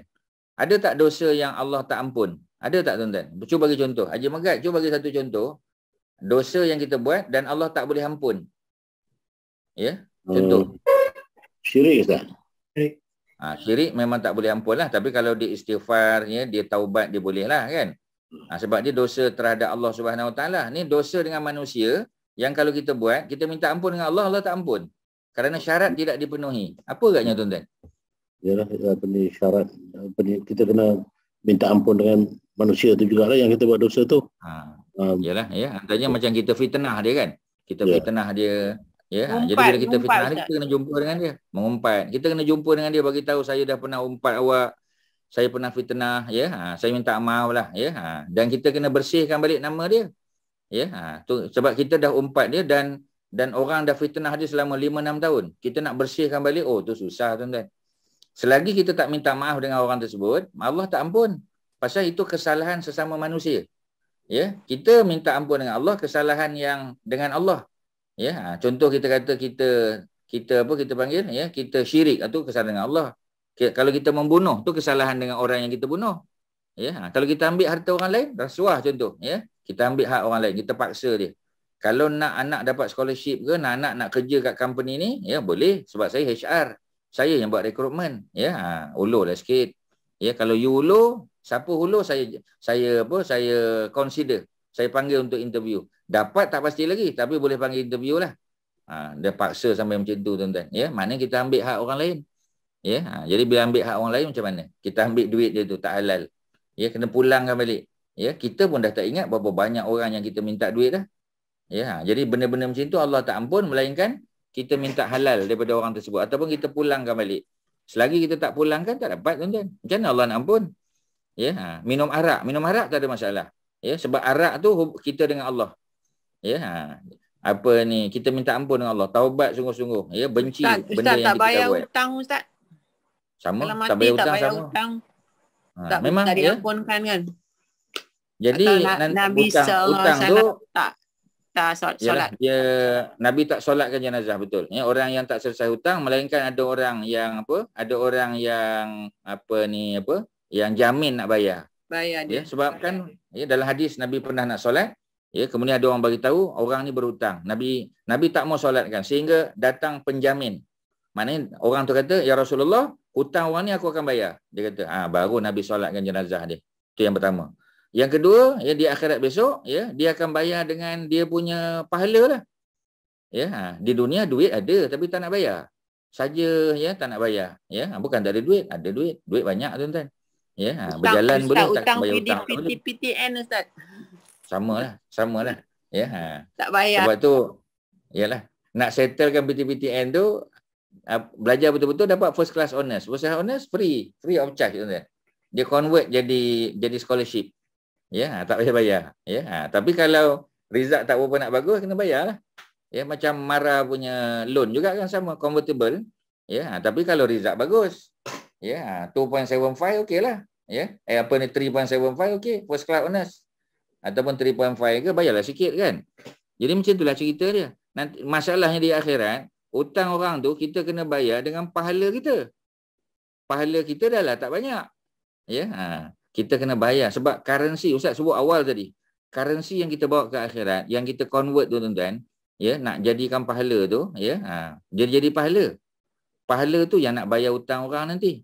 Kalau pahala kita habis, ingat kan ada cerita manusia yang datang dengan berjumpa Allah, dia ada pahala sembahyang, ada pahala puasa, ada pahala sedekah, ada pahala bagi makan orang, ada macam-macam pahala. Tapi sebab orang minta, kau dulu ada mengata aku, bayar dengan pahala. Kau dulu ada hutang aku, bayar dengan pahala. Akhirnya apa tuan-tuan? Habis semua pahala. Dan dia kena ambil dosa orang pula. Ya, sebab macam tadilah. Sebab itu yang akan buat penilaian, ya, di akhirat besok adalah Allah. Sebab Allah adalah hakim yang maha adil. Sebab itu belum tentu orang yang banyak dosa dia akan masuk neraka. Sebab mungkin dosa-dosanya akan diambil oleh orang yang mengata dia masa di dunia dulu. Ya, dan dia dapat pahala pula daripada orang lain. Kita tak tahu tuan-tuan. Ya, we never know tuan-tuan. Mana ada orang tahu. Ya, sebab itu patutnya kalau orang mengata kita, sebab tu kan para ulama kata, kalau ada orang kata ucap terima kasih, thank you very much. Ya, pasal awak telah bagi pahala kering kepada saya, orang Melayu kata. Ya, kita tak buat apa pun dia mengata kita. Ya, dan kita dapat pahala tuan-tuan. Ya, itulah cerita dia. Okey, silakan, ada apa? Ya, Kak Masita, ada apa? Ya. Kalau orang hutang kita tuntut, kita wajib tuntut, Ustaz. Kita kena ingatkan dia sebab orang tu susah nanti di akhirat. Kita remind lah. Kita kata apa ni, puan, ya, puan ni ada hutang dengan saya ni, mungkin dah lupa. Kadang-kadang ada orang lupa. Kita tak nafilah kan, ya, kadang lupa. Dia bukannya tak nak bayar. Kita remind dia, kita kata itulah. Kalau ada duit lebih ke apa, kita tahu dia ada duit lebih tuan-tuan, tapi kita remind dia. Ya, kita kata kalau ada apa tu bayarlah. Sikit-sikit pun tak apa kan. Settle ya. Sebab di akhirat besok susah. Ya, nanti puan kena bayar dalam bentuk pahala. Kita bagi tahu dia ya. Dengan cara yang penuh hikmah lah.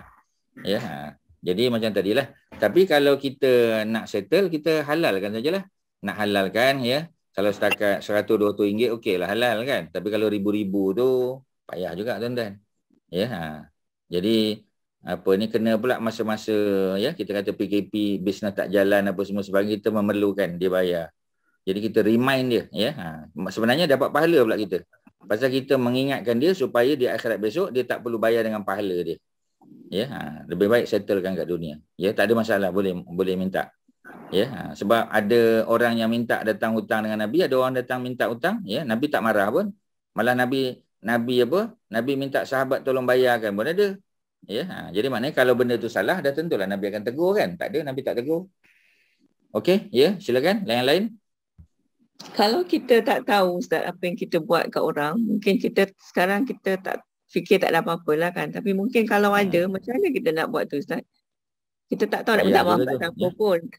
Kita pun tak tahu mungkin nak minta maaf kat siapa. Tapi mana tahu, itulah Ustaz cakap tadi, kalau kita ada apa-apa kesalahan lah dengan orang kan, tapi kita rasa kita tak buat lah kan. Tapi kalau lah mana tahu kita buat ke, kita tak sedar. Macam mana tu Ustaz?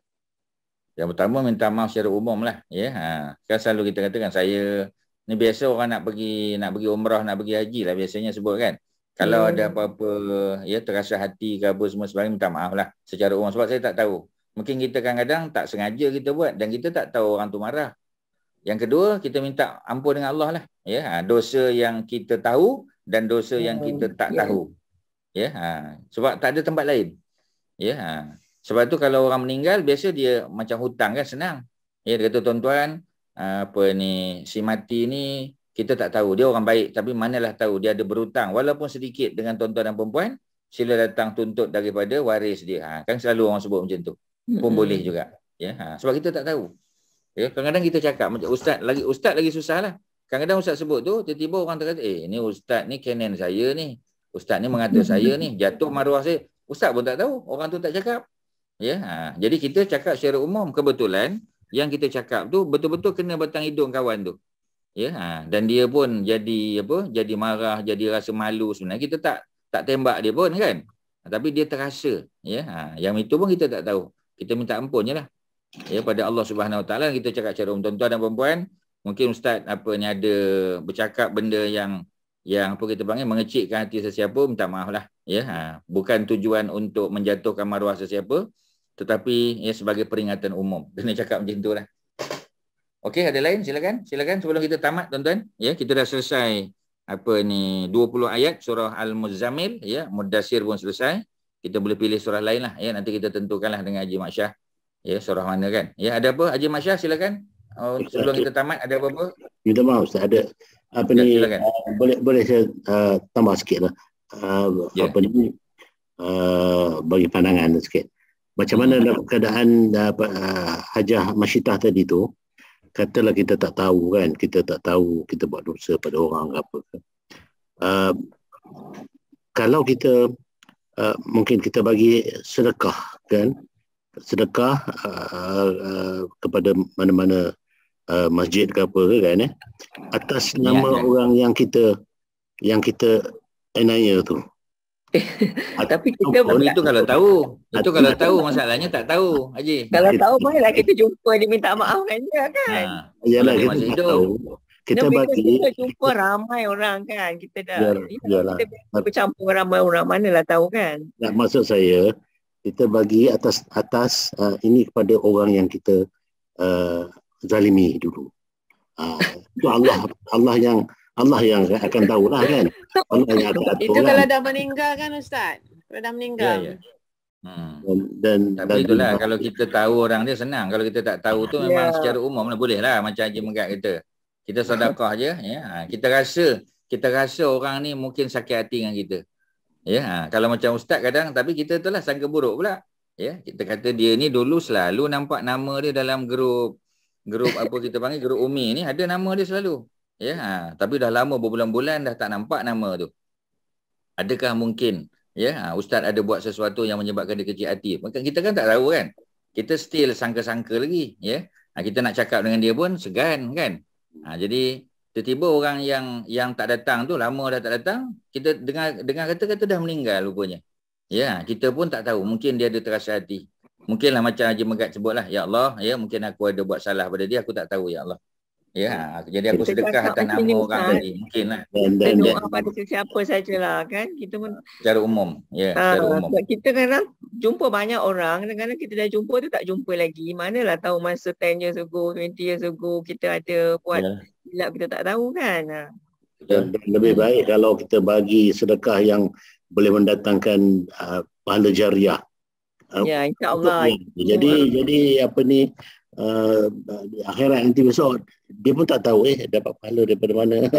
Jadi kita tak adalah dosa apa ni. InsyaAllah boleh juga. InsyaAllah. Itu saya pandangannya. Betul, terima kasih Haji Megat. Ya. Okey tuan-tuan, ya, kita dah pukul 11, ya. Tuan-tuan pun mungkin ada nak travel besok lusa, ya, cuti ni, ya. Kau ada apa-apa? Haji Mat Syah kita masih ada ke kat situ ke? Ada. Ada apa-apa penutup untuk malam ni? Silakan. Tak ada apalah. Jadi untuk minggu depan saya nanti announce dalam grup nanti apa yang penyiaran Bulu Maram next week. Bulu Maram lagi insya-Allah, ya. Okey tuan-tuan, terima kasih banyak Haji Mat Syah, Haji Nazri, tuan-tuan dan puan-puan, mudah-mudahan apa ni ada manfaat pertemuan kita malam ni, walaupun 3 ayat tapi selesailah. Ya, jadi ayat 20 tu tuan-tuan ada banyak poin di situ. Antaranya ialah tidak wajib ataupun tidak dituntut sembahyang malam ketika musafir. Musafir tak perlu tuan-tuan. Kalau nak buat juga tidak salah, tetapi jangan beratkan diri tuan-tuan sebab musafir ni letih tuan-tuan. Ya, very tiring ya musafir ni. Jadi Allah bagi kelebihan, tak perlu sembahyang malam. Nak buat tak salah. Ya, tapi jangan jadikan sebagai satu tuntutan pula. Tetapi kalau kita duduk di mukim kita, ya kita tak travel, masa itulah dituntut tuan-tuan. Ya, sangat dituntut. Jadi orang musafir, ya, orang yang apa kita panggil, orang yang sakit, tak ada tuntutan. Ya, walaupun asalnya, ya, solat malam ini setahun diwajibkan pada semua orang Islam, bukan Nabi saja. Tetapi sekarang sudah menjadi sunat saja. Ya, tapi sunat muakkadah lah, sunat yang sangat dituntut. Itu pun kepada orang yang tidak bermusafir. Musafir tak ada tuntutan. Ya, jangan kelang kabut tuan-tuan. Ya, itulah yang boleh Ustaz kongsi. Tuan-tuan baca balik. Ustaz. Ya, waalaikumsalam. Nabi SAW kalau musafir dia buat solat sunat subuh dan tahajud kan? Tahajud tahajud tak buat. Solat sunat qabliyah subuh, solat duha dan witir sahaja. 3 saja. Ya, okey ya. Okey ya, wasallallahu ala sayyidina Muhammadin wa ala alihi wa sahbihi wasallam, alhamdulillahirabbil alamin. Assalamualaikum warahmatullahi wabarakatuh. Waalaikumsalam. Waalaikumsalam. Waalaikumsalam warahmatullahi wabarakatuh. Terima kasih Ustaz. Haji Syah. Sama-sama. Terima kasih. Mana hang? Terima kasih Bang Syah. Terima kasih. Terima kasih semua yang hadir. Waalaikumsalam Tok Man. Waalaikumsalam. Esok on kah? Apa dia? Esok on kah? Esok ada apa? Oh, aku tak boleh, aku masih ada ni, masih dalam ni. House quarantine. Oh, you masih dalam tu lagi ya? Masih quarantine lagi. Allahu Akbar, mudah-mudahan sihatlah ya. InsyaAllah, amin. Amin. Kontak rapat ni, Datuk Zul? Apa dia? Tak, positif. Kontak rapat ke? Dia positif. Dah. Positif. Ini self test. Oh, positif. Self test. But you okay lah? Your symptoms are mild lah? No symptoms. Oh, Alhamdulillah. InsyaAllah. Okay. How's your Datin okay? Datin pun okay, simptom okay? Sama lagi. Dia duduk satu bilik, kenalah. Yalah, tapi okey lah, tak ada. Not symptomatic lah. Tak ada okey. Oh, Datin pun tak ada simptom Tak ada. Yalah, Alhamdulillah. Okey lah tu kan. Ada. On the second habis 5 hari je kita orang house quarantine. Oh ya ke? Okey. But every day kena report dekat My Sejahtera. Oh. Kontak kat mana you orang? Tak tahu lah, banyak pergi wedding function, banyak pergi function. Oh, tahu lah, mana tahu kan. Dah nak kena ujian sikit, kafarah. Ujian sikit. Ya, insyaAllah. Okey, Assalamualaikum. Assalamualaikum warahmatullahi wabarakatuh.